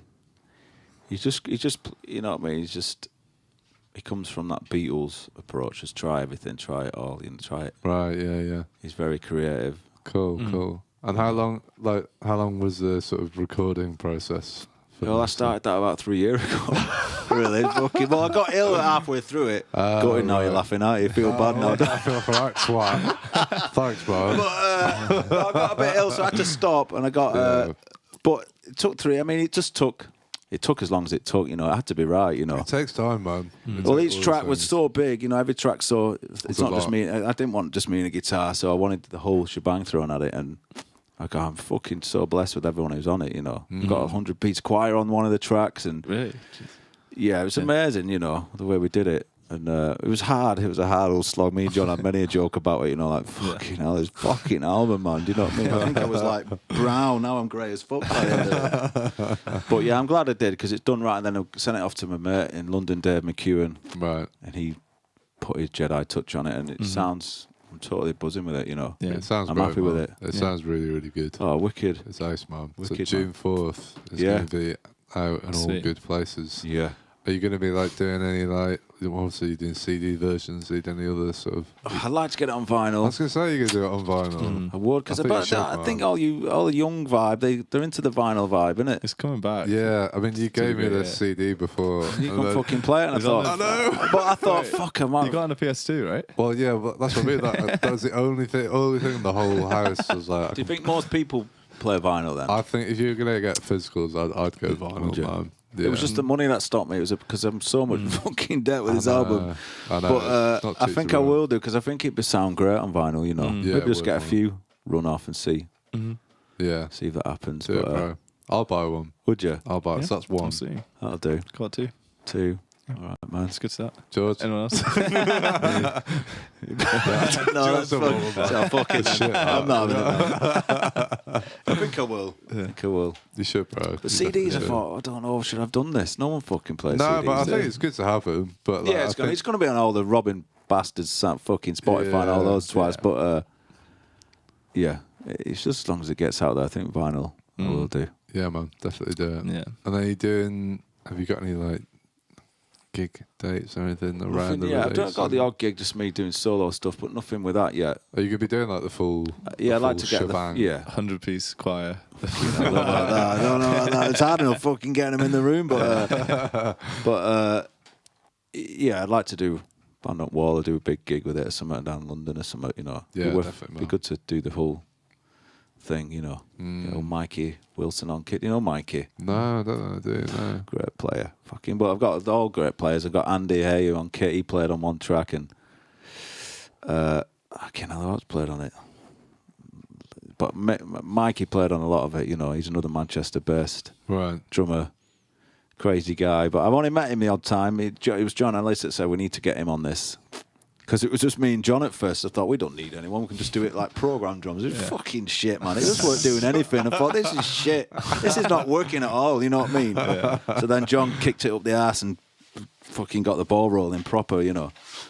So I'm glad he did that because it's tight, you know. So was John quite instrumental in kind of like piecing together the... Yeah, John's got a great mind for that, you know. Right. He's musically, he's I think he really comes alive with music. You know what I mean? No, I don't mean that. I mean, he's like a carrier bag in the wind, John. You know what I mean? When he's not playing in piano, his mind's so much going on in his mind. It's like, fuck, you know, I've got to try and keep locked here with this guy. You know what I mean? Yeah. So, and it shows in his playing's just anyway. Yeah, to check him out, man. Check his album out. He's a killer musician. Nice, man. He's one of those gifted people, you know, big time. But yeah, he had a massive input on this album. We both did, actually. We both sat there in the fucking cold with our winter hats on, trying to think, what are we going to do in this? Oh, I don't brew. I don't fucking know. But yeah, we got there in the end, so. Yeah, awesome. I was going to ask you that. How do you, look, obviously like, some of these songs for you are quite old. Like, how do you keep it fresh and sort of come at it with new ideas and stuff? Was like John quite good in just sort of like throwing in something and you'd be like, oh, right, or were you able to kind of... Yeah, he did. I mean, he threw in one part on, there's a track called Shelter in the Rain, and there's a bit where it breaks off and it breaks down from the choir and it goes into this, which I didn't have. John just said, I think this would work in it. So then I wrote some lyrics to it and it just stayed. Well, that's the only bit he did, but he kind of lets... he's kind of there to serve the song, John. You know. Yeah. He'll make it sound amazing. You know. Yeah, great, awesome. Love that guy. I was going to ask what other stuff you would listen to, like around just throughout this writing process. Were there any like other artists that you were drawing inspiration from? Well, I love awesome. You know, I love the Planets. Holt's Planets. Love that album. Yeah, right. Yeah. I love Kez. Have you ever seen the film Kez? No. Is that the kid with like the fucking come on Kez 30-40 hours, yeah, and that fucking bird that flies everywhere with him. I've not seen it, but I know what film you mean. Yeah. So the soundtrack of that album, check it out. It's on Spotify. Okay. It's one of my favorite albums. You know. Okay. It's a beautiful. It just opens up into like sunlight. You know, it's a beautiful album that. Other than all like John Martin and Nick Drake and I love Nick Drake. Those sort of Riverman. Yeah, just say that track. It's game over, man. Best string arrangement of all time, isn't it? Yeah, game over, isn't it, with that track? And it hurts. As soon as you hear it, you're like, oh. Yeah, I was so many. Yeah, I remember the first time I heard it, and I remember most of the times I've heard it since, to be honest, because it's just breathtaking, isn't it? Oh, but it really is. Yeah, when it goes like the kind of string. Exactly. It's just like it's like you see your whole life just like flash by your eyes. So, oh my god. Yeah. It's ridiculous. It's true, man. He didn't like really get picked up until after he died, did he? No. He was pretty slated. Which Oh really? Was it Oxford or Cambridge he went to? It was Oxford, was it? I think he got. Yeah. He was quite introverted, weren't he? So it took him like 4 years to tune his guitar on stage. So he fucking didn't like talking. Yeah. So he was like, really awkward, you know, and people would say, this is awkward, man. And because he didn't have tuners back then, every song was in a different weird tuning. So I think he hated gigging, you know. Yeah. Sad because he never saw, you know, he kind of knew what he had. He knew what was going on, you know what I mean? But it was just so sad you didn't see him get a bit of recognition, you know what I mean? He never saw for his vibe, for what he resonates, you know. Yeah, it's strange. Maybe he is. Don't know. Maybe he is seeing it. Maybe who knows what happens, man. Let's go there. You want to do it? Right. All right, Kurt. We're doing it. Yeah. What do you think happens when you die, Kurt? I think you do. That's a good question, isn't it? It's a great question. Yeah, it can't be it. This can't be it. You don't think so? Nah. No, I think we're beyond this. Do you think so? You're not like a religious person. No. Or anything like I was brought up like that. You know what I mean? But, really? Right. Yeah, the old Irish Catholic thing. Right. Okay. But which is just fucking bollocks, isn't it? That's all bollocks, isn't it? What's all that about? Yeah, it's a absolute shite. Story, yeah, man, it's like fucking story time. You know what I mean? Like fucking CBeebies or something. Do you know what I mean? When I was a kid, it's like, hey, guy walks on water. This guy's cool. You know? Don't bloody say that. He's your Lord. You pray to him. No, pray. Like, we used to have this really heavy fucking teacher, man. This really heavy Father Tubman, he was called. Oh, yeah. You can feel him, can't you? Yeah. He was a right wanker, man. Yeah. He was all right. We used to hit you, man, if you didn't go class in that or school. Really? Yeah, he was a horrible guy. Yeah, he was. Yeah, you know. But I think I think there's more to it than this. Yeah. I totally agree with you, man. I'm not sure. I don't even have anything necessarily about like there's any like kind of soul, you know, in like the shape of a human that kind of goes on or like kind of floats off when you die or anything. I wouldn't say it like that, but I think that I think life's pretty crazy. But the more, because I love thinking about it. I never really thought about it up until lockdown. And then everything was so quiet, and I was like, oh my God, like I can't stop thinking about, like, I just love that question, like, what's it all about? And so you think about like just the size of the universe. You think like every galaxy has a supermassive black hole in the middle. It's like, it's pretty weird, man. And here we are, just on one of the rocks. We never talk about it, do we? We don't really talk about that. Why don't we? Is it not like the overwhelming elephant in the room? Like when you're going about your day, I love making a cup of tea and being like, just flying through space, making a cup of tea. And like, you know, you can have some grandma a few doors down doing the same thing. I wonder whether they ever go like, am I really flying through the universe right now as I do this? I wonder that as well, man. Unbelievable. But it's beautiful. There's nothing you can do about it. You know, it's not like we're separate from it. We're just another part of whatever's going on. And then you can just put on some Nick Drake while you're doing it and just kind of kick back. Yeah, man. Put it all. Enjoy the show. Yeah, man.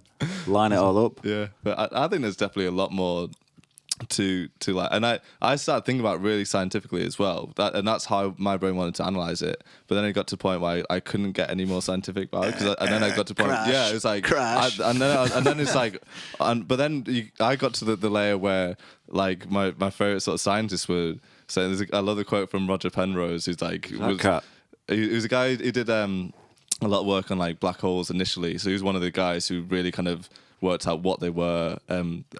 What year? When was this? How long was this? He did this around the same time as Stephen Hawking. So I don't know whether was it maybe like the 80s or 90s when the big breakthroughs happened. Or and did he nail it? Did he nail? He had like he got a Nobel Prize for it. So he was a bit of a genius. But I love his quote on like, he talks about being a materialist. So he's not saying there's anything in religion such as like a soul or whatever. He's like, I'm totally a materialist. And then he's like, the only problem is no one knows what anything is.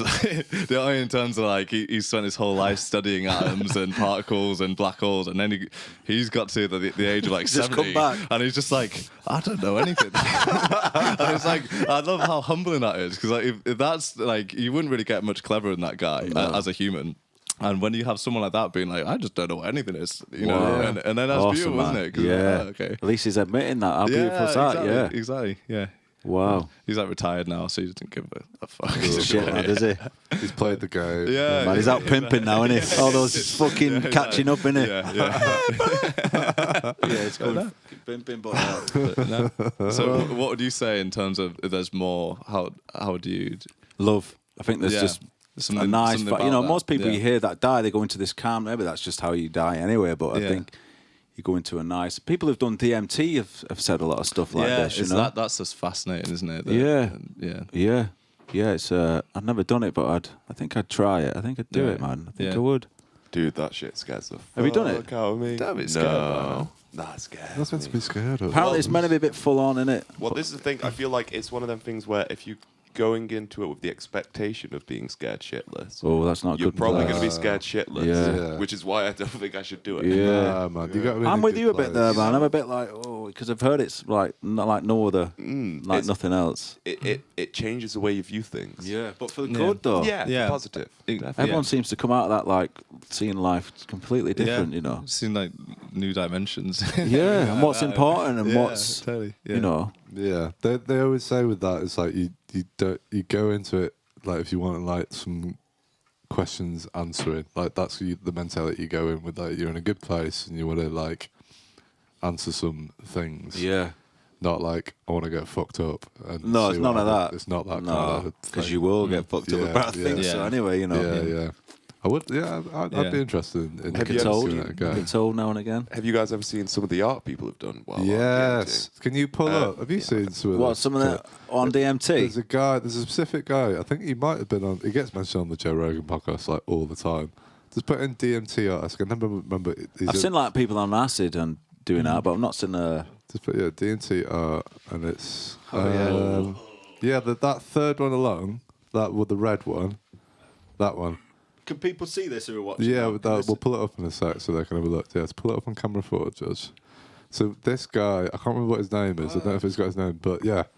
So he basically takes DMT and paints what he sees. Imagine seeing that guy. Fuck that. Oh my god. But yeah, they always talk about like these sort of like geometric shapes and like these kind of otherworldly things happening.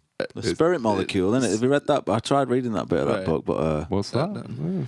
it's about how they discovered DMT and how it come about and what people think it's beyond this realm. You know, it's giving us answers. It's something more than what we think is happening now. You know. Oh, okay. The really, so this is what I mean by like trying to, because your initial thought when you hear this sort of stuff is like loonies, right? You think like bunch well, of that's the title that got put on them, innit? Do you know what I mean? But the really funny thing again, because this is me like I wanted to totally analyze everything and work out like scientifically like get closer to what was going on, just because it's like. Life is so weird when you get down to it, and then I was like, right, I'm gonna get deeper with it. And when you realise like the way that we're evolved to see planet is totally based off like fitness, so that the thing that would keep a species alive, like us, or you know, what we evolved from. We're not here to see reality as it is. Like we're here, we're evolved to see like the how really we're funny controlled thing. Sort of thing. You mean? What's it? Sorry. How we're being controlled, sort of thing. Not how we've been, just how our brain works. So like the really freaky one is like, so color and sound they don't actually exist. That's why they come in octaves. There's no such thing. That's like they're not in the physical world. They do exist within your mind, but you know, like colors that had like the hue wheel and sound, it has repeating octaves. Just because it's your brain is just interpreting, like, well, for color it's just patterns on your retina, so it's just like analyzing what's going on there and then projecting that in your mind, which is a dream. It's just a dream that you're conscious of in the same way when you go to bed. I'm into this, man. I should have brought some weed, shouldn't I? Should have brought some weed. But the thing is, but when you realise that everything that you see is very, very clearly going on in your head, it doesn't exist outside of that. And then everything you hear, exact same thing, man. Like when you hear something, that's just your brain generating an interpretation, and it's all just like, you think the coolest thing in the universe is like electromagnetic waves, because that's what the thing that's responsible for both of those. And it's just basically vibrations through the air that your brain is making sense of. And it's when just you vibes, talk about it? people taking DMT and seeing something different, that's really obvious, because we're not seeing it as it is anyway. We're seeing through a human lens. Yeah, through and you can never ever snap out of that like consciously. You couldn't just say like, right, I'm gonna unsee color or I'm gonna unsee sound, because that's taken care of in a different part of your brain. Like you don't have any control over that. But then it makes sense when people take these like hallucinogenics and then they start seeing things totally differently, because you're basically getting into a different part of your brain. So it's so convincing when you have these like psychedelic experiences. A lot of people feel like they've been like taught to by God, basically because there is this other part of the brain which they've never ever experienced before. What they've never tuned into, like. But you wouldn't really be able to. And I think the closest you can come is like with meditation and stuff. Well, you get along to that way, but there is another thing where like yeah, man, good points. In like Victorian times and stuff like that, where they used to think there was a cure basically to cut the two sides of the brain off from each other. I don't know if you ever heard this. Yeah, so they'd separate the left and right side of the brain. So basically, they still worked exactly the same, but they just had no contact with each other. And what they found happened was, basically, they'd find that people's right and left arms and limbs would move independently from themselves. So they'd find that it just did that. And they'd also find that they could write in both hands, and it was absolutely fine. And they'd be like, I have no idea what my hand's writing right now. They wouldn't have any recollection of it. It'd be like two separate things. Two separate things. How do you do that? How do you mean? Because it's like what Matt's saying, like there's another part of you which deals with all of the inner sort of things like breathing, just like motor functions and stuff like that, which you don't have any contact with, but it's still part of you. And that's like the part of you when you dream and stuff like that kind of comes alive a bit. That's always the way I've viewed it though. Like when you dream, like that's that part talking to you in a way. Because it can't do that anyway. It's like a backseat driver sort of thing in your head. It's almost like you're trapped in the body, isn't it? It's like you're in. Yeah. I actually do feel I'm in this body, man, and there's something more going on in this body, you know? Yeah, I definitely, I'm on board with that. I'm picking up on vibes off people, and there's other senses that we're never talking about, you know, and that's definitely there, that picking up on vibes and... I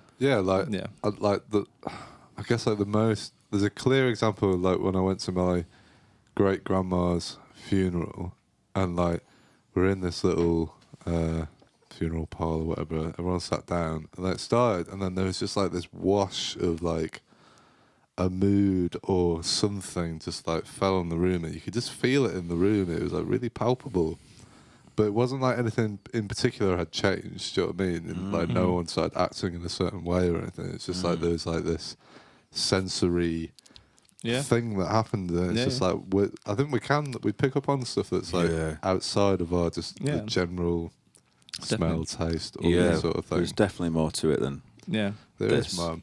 Yeah, I thought it was interesting. You saying that you didn't say you were trapped in your body, but like you're in it, aren't you? You're in it, yeah. I believe that as well. Is that you're just like along for the ride. Like I feel like I'm just like I don't know how to describe it. Like just like I'm in. I think we're all made the same stuff. We're all essentially at Stardust, man. Stardust, whatever it is, that element of like whatever life is, that consciousness, whatever it is, like it's the same within like a tree, within you and me, within like every little thing. But like I just happen to be in the vehicle of Brad, who's on this planet, and you happen to be. But I don't think there's anything like I don't think there's like a soul or anything. I don't think there's anything like that specific. I think there's just like that whatever that energy is that makes part of it. Yeah, like whatever that. I think it's all the same thing, but a little bit of it's it's like just the oneness, sort of. Everything's one, definitely, man. I feel like once I disintegrate or whatever, like I won't exist anymore. But that whatever that energy or whatever that is, will just go into something else. But it doesn't mean that I'm going to be carried along with it. I just think like it's just.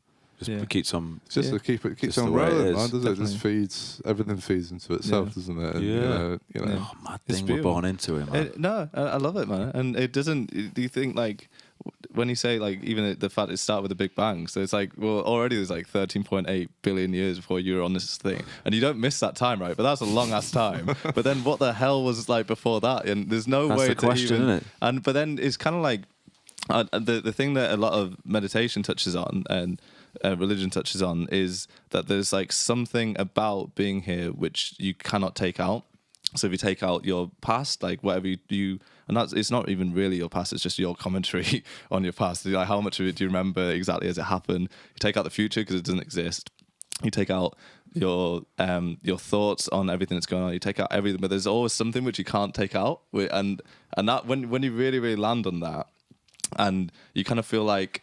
There's something outside of this universe which wouldn't be taken out, and it was before the Big Bang, but you could only really talk about it as like now.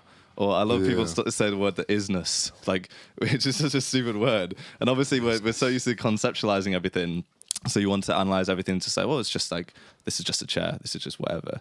That's just my mate Brad, and keep it simple. To keep it simple, we go fucking nuts. Yeah, exactly. So we don't go fucking nuts, innit? Yeah, kind of. But also, I'm kind of saying like, why not go nuts? Why not accept that what a miracle everything really is when you can't analyze anything, when you don't label anything, when you just leave it all be.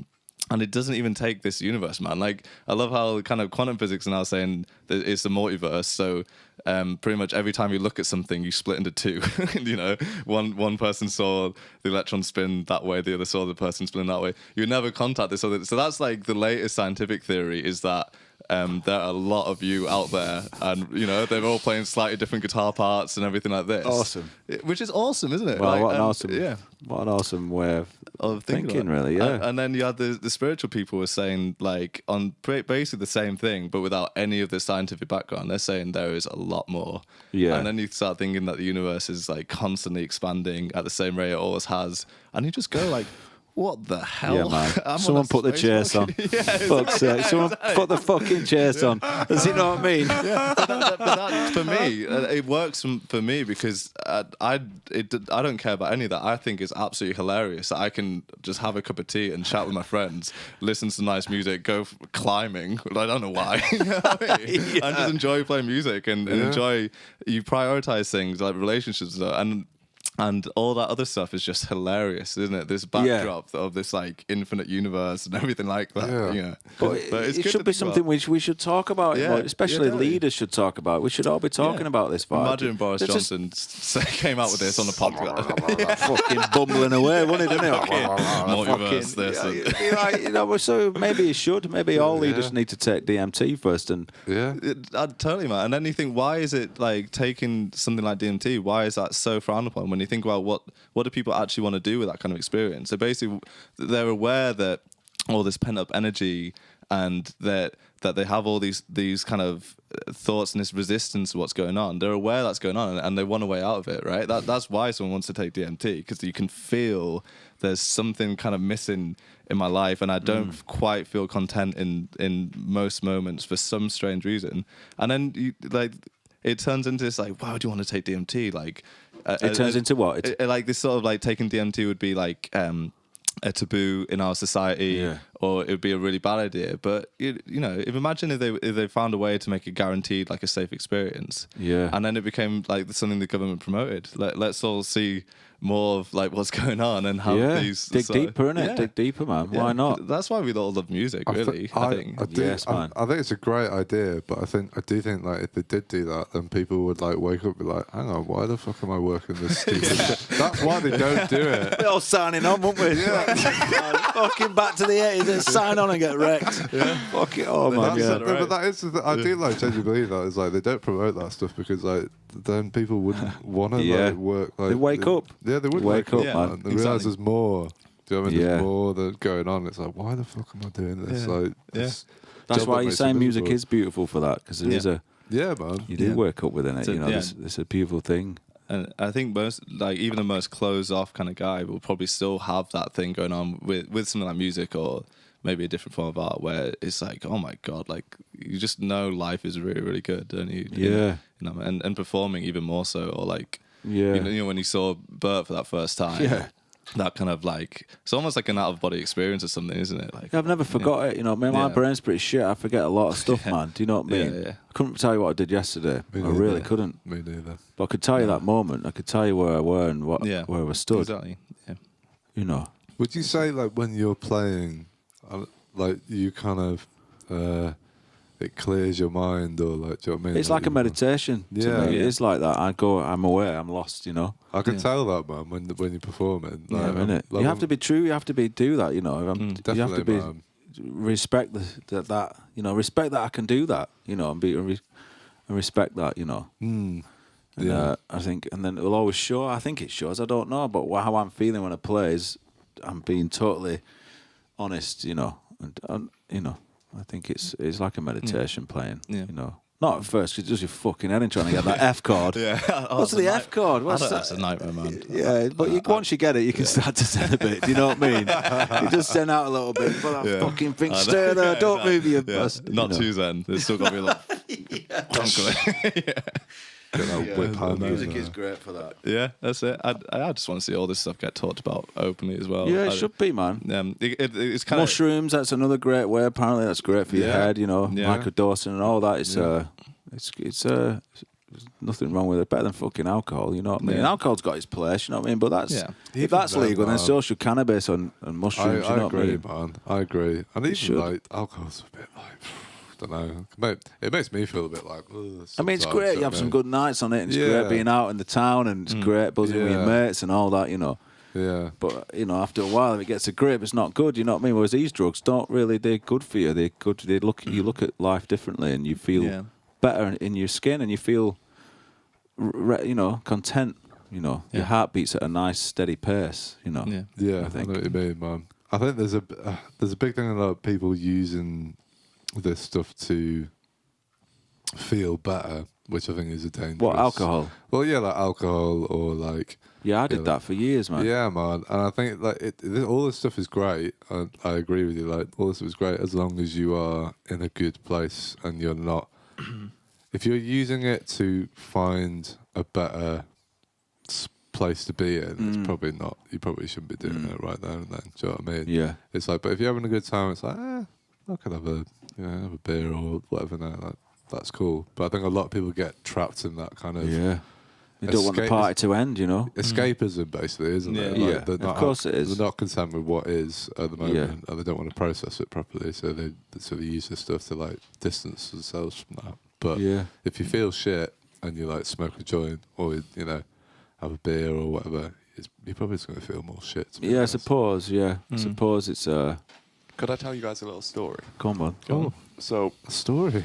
Well, it's something that happened a while ago. Go on, George. It's the story of the orgasm button. And I think the what? The orgasm button. The orgasm button. It's the perfect analogy for like addiction and how basically everything can be addictive, and it's like the dangers of it, you know? So basically there was this woman and she was serially depressed. Like tried to commit suicide a couple of times. And it was in like the 60s or 70s, bless her. Yeah. And they were like, right, we've got the solution to this. We're going to go into your head, do some surgery, and we're going to basically give you this button. And every time you hit the button, it's going to give you like an orgasm. An actual orgasm? Yeah. Like, yeah, it was awesome. I mean, I imagine. It's not a personal story. George was there with his button in the hand. But yeah, it's like it's quite a sad story because she basically got like addicted to this button because like it was like, you know, she was serially depressed and like every time she hit the button she felt a bit better, but every time she hit it, it didn't have quite the same effect as it did the last time. And she kept on hitting it and hitting it, and it got to the point where like she'd been on it for 5-6 years. It had like her job had basically deteriorated to nothing. She was on benefits. It was all very sad. And she would like basically switch from two different situations. She'd switch from being like, you need to get this button off me. I can't deal with it. Like, I can't say no to it. Get it out of me, sort of thing. But then every time they went in to do the surgery to take it out of her, she would scream, get hysteric, and run away. And they wouldn't be able to do it. And it was just this continuous thing for the rest of her life, basically, of dealing with that. And it's like, that's what addiction does to you. It like, you got to be careful because it makes you react in a way which, from the outside point of view, looks completely and utterly ridiculous and nonsensical. You know, because like you're just living for that next button hit, that next orgasm. You know, that's it. You got to learn how to. And you can find that. I'm not saying. How do I put this? You can find that feeling. You can find the orgasm without the button. Without the button, that's it, man. Okay. Like obviously you can whack off if you want to, but we're not talking about orgasms. We're going everywhere today, aren't we? We're going everywhere, man. We're not talking about actual orgasms, like in terms of like finding contentment and stuff. Like for me, it's like doing the meditation stuff. That's quite a recent thing for me, but that's helped. How long have you been doing meditation? Basically since the start of the year.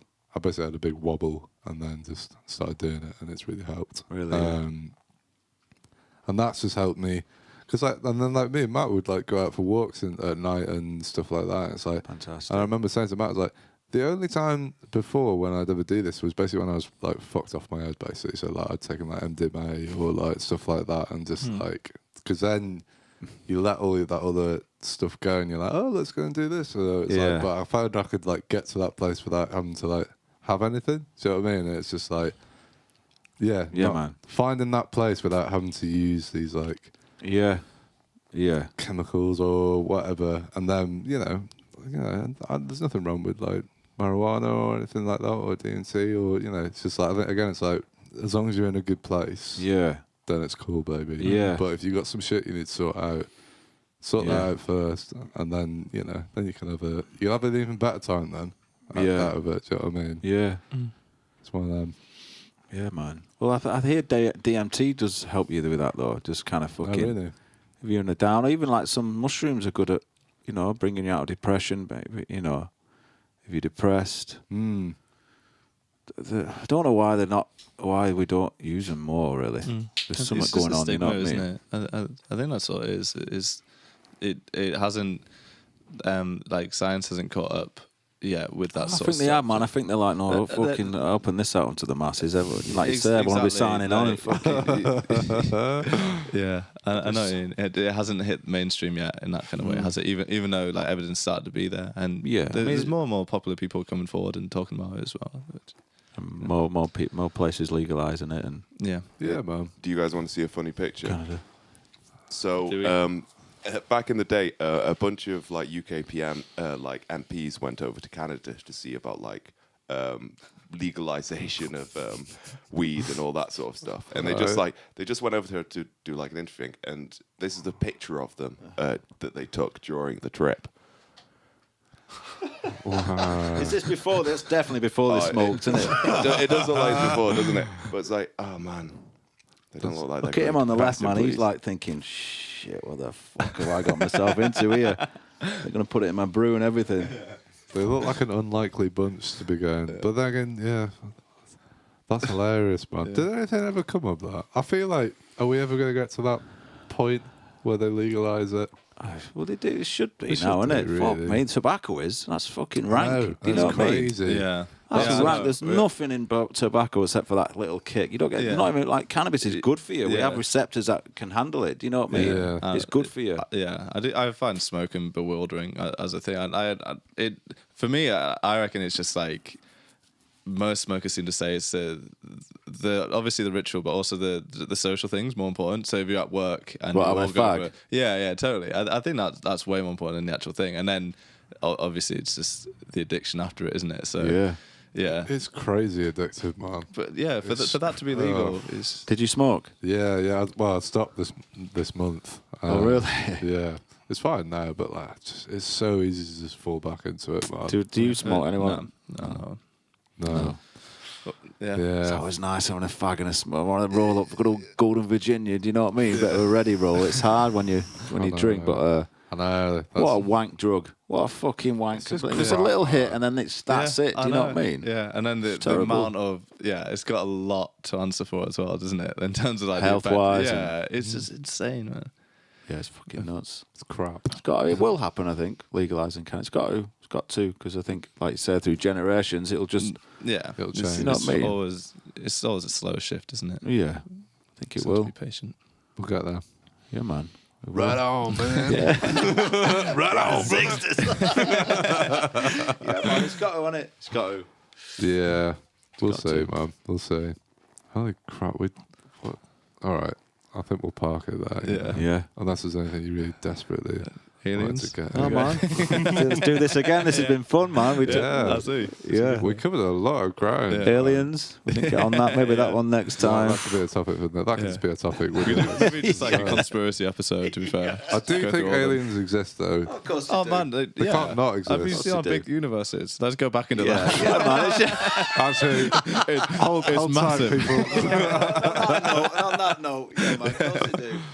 They have to. Yeah. Yeah. They can't. But why are they only picking up like really weird rednecks in the middle of America? That's the only. It's because they're bored and they've got nothing else to do, guess man. so. That's No what one it believe them. is. Tell you what's a mad story Can't about believe the school in Australia. Did you hear about that when they got visited? This primary school. What? Yeah, man. Check this out. What, And, George, can you pull up? This school in Australia. These kids saw this thing land. This thing come out, Right. and all the kids said this thing was talking to them telepathically, and it was basically saying love is the key, basically.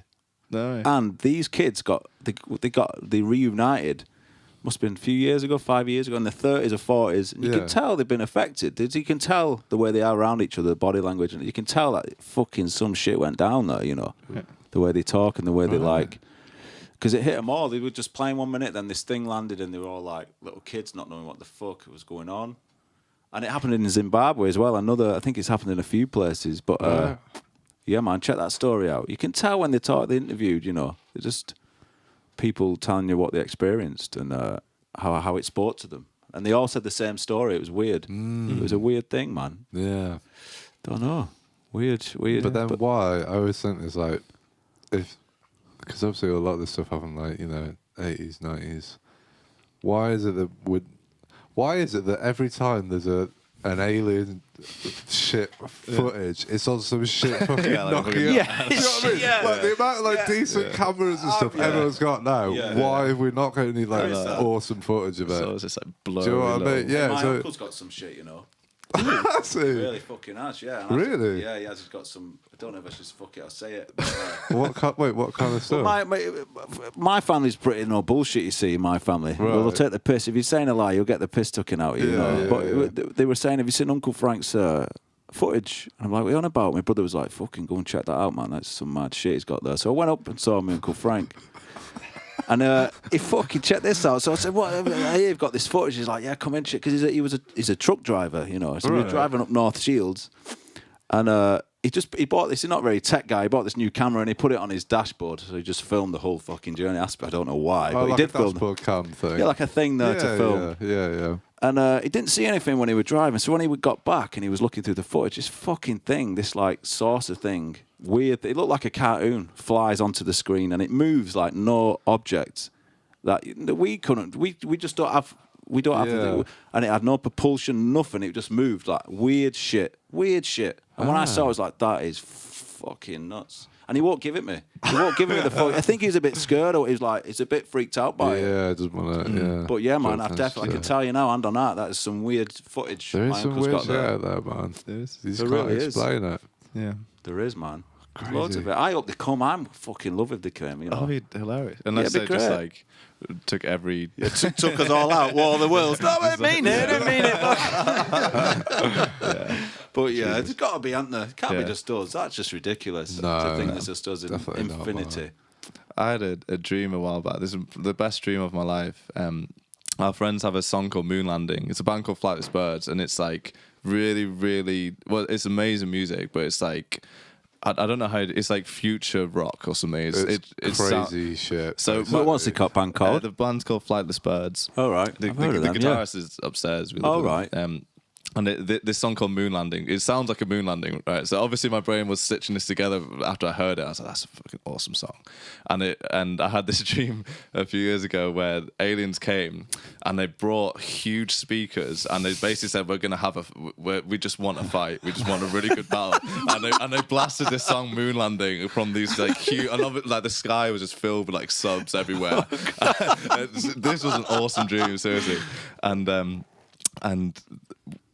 by the time we got to the bridge, like the key change, this huge key change comes in, and that was like it's like humanity fights back, and we're all like fucking running into like these fighter jets, like taking off, and I met them about, and we won. By the end of the kick tune, ass? Yeah, absolutely. And the aliens were like, fair enough, like we just wanted a good fight. showed us. And then I woke up and was like, what the? Oh, gutted. We gutted you woke up. Yeah, absolutely, man. Oh, yeah. wow. You know, sounds awesome. I wish you could record those things. Apparently you can now, you know. No way. They've got the technology in Japan where they can record dreams, apparently. Really? Check that out. What, as in you can actually like visually see pull that? that up. Check it, pull that up, man. Pull that It was up. on this fact thing. I'm into this, I can't remember what the page is called now. And they can unboil an egg. That's another thing they can do. That's fucking nuts, isn't it? What the point? We can unboil eggs. It's like, oh, fucking yeah, I didn't like it that way anyway. I wanted it scrambled, you motherfucker. Do it back, put it back. Oh man, I really wish we had titles for this podcast because I feel like Japan can read dreams and unboil eggs. Yeah. It's perfect. That's going to be a clip, definitely. Like. Have you found anything? Is it Yeah, true? yeah, yeah. So, Right, pull it up on camera forward, so we're going to. so this is BBC. Okay. Let's see the what's On the scientists headline? reading dreams. So scientists read dreams using brain scans. Hang on. I thought they could actually do like a. You Like could watch it like back. a recorder. Oh, I don't know That would about be that. amazing. Yeah, so researchers in Japan use MRI scans to reveal the image that people were seeing as they entered into an early stage of sleep. What? 60% accuracy apparently it's got. So Okay. Where's that going to go? Where's that technology going, man? But when we're like, give it like, I don't know, like 30 10? years or something, Probably and not see even like, that, man. yeah. You see, you know, like the Elon Musk like chip thing. Oh, yeah. You seen that? Yeah, that nutter, yeah. That He's crazy awesome, guy. isn't he? He's He's- fucking I love out him, there, man. but yeah, He's he's great. crazy. Yeah, he's great. He's the real life Batman. Yeah, he is. man. Yeah. But that's just like he is real life Batman. Yeah, right? he is, He's, yeah. like, but like, yeah, he's gonna be able to like the eventuality of that is like you're gonna be able to like record things in your mind and stuff Digital like that. download your all our consciousness on digital. Yeah, man. Fuck. Crazy, isn't it? Wow. Yep. I'm all for it, and it kind of freaks me out as well. Do you know what I mean? Yeah, definitely. Because it is a mess, so it should go that way. This is how Yeah. it is. This is where we, Yeah. you know. It's inevitable. Humanity's Yeah, I'm not sick gonna of stop. fucking Mario Brothers. Come on, man, up the game. Do you know what I mean? Up the fucking game here now. You know, but it's inevitable. Yeah, Yeah. it is. It's amazing, Yeah. amazing. Crazy we can shit, do. man. Unboil an egg. How the fuck did they do that though? How did they do that? I thought, no, I'm not having that. Yeah. Is it just unboil or can they Make it back. just So right? it goes back to the actual form. That doesn't make any sense. Have you found anything on there? Yeah, can we have the? Unboil an egg. There's a video on it. How to unboil an egg. I don't know. Can we watch the video? I don't know if we can. I bet it's just some guy just. Just reverses the video. Are we going to be able to tell what it? Watch, it's going to be really shit. George, can people at home see this? Here's how it works. First, scientists boil the water. Put some cocaine in. Is that coke? So the people at home, Pasta. They've got some sort of molecules. Yeah, so they're taking some molecules, they're spinning it around in a glass tube. This doesn't seem like an egg. I'm not going to lie. 5,000 rotations per minute. So they're spinning this around, and all the stuff goes to the edge. I'm kind of already lost. Yeah, on this, to be I honest, feel man. like Just this mushing is, it up, this is aren't more they? important. Yeah, they can make eggs back to normal. I think that's the gist of because this, when isn't they it? said like unboiling an egg, I thought it was like some sort of like home products you put in your kitchen. Yeah, maybe Like, I should have got, Okay. like some anti-egg machines. You know I what should have mean? got my shit together a bit, really. Yeah. Oh Come on, no! yeah. I mean, well, we've learned something. There. Wow. Crazy stuff, going? man. Crazy shit. Fuck, well. Oh, good stuff, man. That's without weed. We should Yeah. have a little joint next time. I know. See where we go then. Really go deep on the universe, man. Holy shit. Woo. Oh, Right. Should we actually? Yeah. just leave everyone thinking how you can have a look at an egg I the know, same yeah. now. I know. Well, I hope you all enjoyed that at home. Kirk's performance is going to be coming out on Friday on our YouTube channel, so subscribe to that and you'll be notified when that happens. We run all this on a donation basis, so if you want to help us out, there's a link in the description and a link in the live chat if you're watching right now. Kirk's album, June 4th. Nice one, yeah. It's going to be happening. You Are Not Your Past. Yeah. It's an absolute belter. I had a listen to that and it sounds awesome. Oh, wicked, It man. sounds really, really good. Is there anything you want to tell the people at home, Kirk? Just keep loving each other, man, and keep keeping on. Do you know what I mean? Yeah, man. Keep the positive vibes going, really, and just be. And you're not alone. We're all the same. We're all fucking nuts. So just go with it. You know, Absolutely, bro. everything's good. Yeah, man. I've got It's one more good. question before we Go on. wrap this bad boy up. And it's if you could sum this podcast up in 3 words, don't think about it too much, just whatever comes to mind, what would it be? 3 words. A top laugh. A top laugh. Nice. Yeah, man. I like it. Boom. Yeah, Matthew man. Campbell. Going very deep, I would say. Nice. Yeah. I'm going to go The Universe Explained. Oh, mine's shit now. Come on, let me fucking think of another thing. No, I'm having a top laugh, man. Oh, good. Good, You're probably good. thinking like talk about like what's the merchandise situation. Sorry about that. No, it has been a proper laugh, but Yeah, man. it's been Yeah. really good. Laugh, yeah, good, man. I hope you've all enjoyed it at home. If you're listening on the podcast, I hope you had a good day, evening. We'll see you all next week. We've got Ellen Lewis on. Yeah, it's been good fun, man. Nice one, one. Kirk. Wicked. Yeah. We'll see you all soon next Cats. time. Goodbye. Bye. Oh, good in the hood.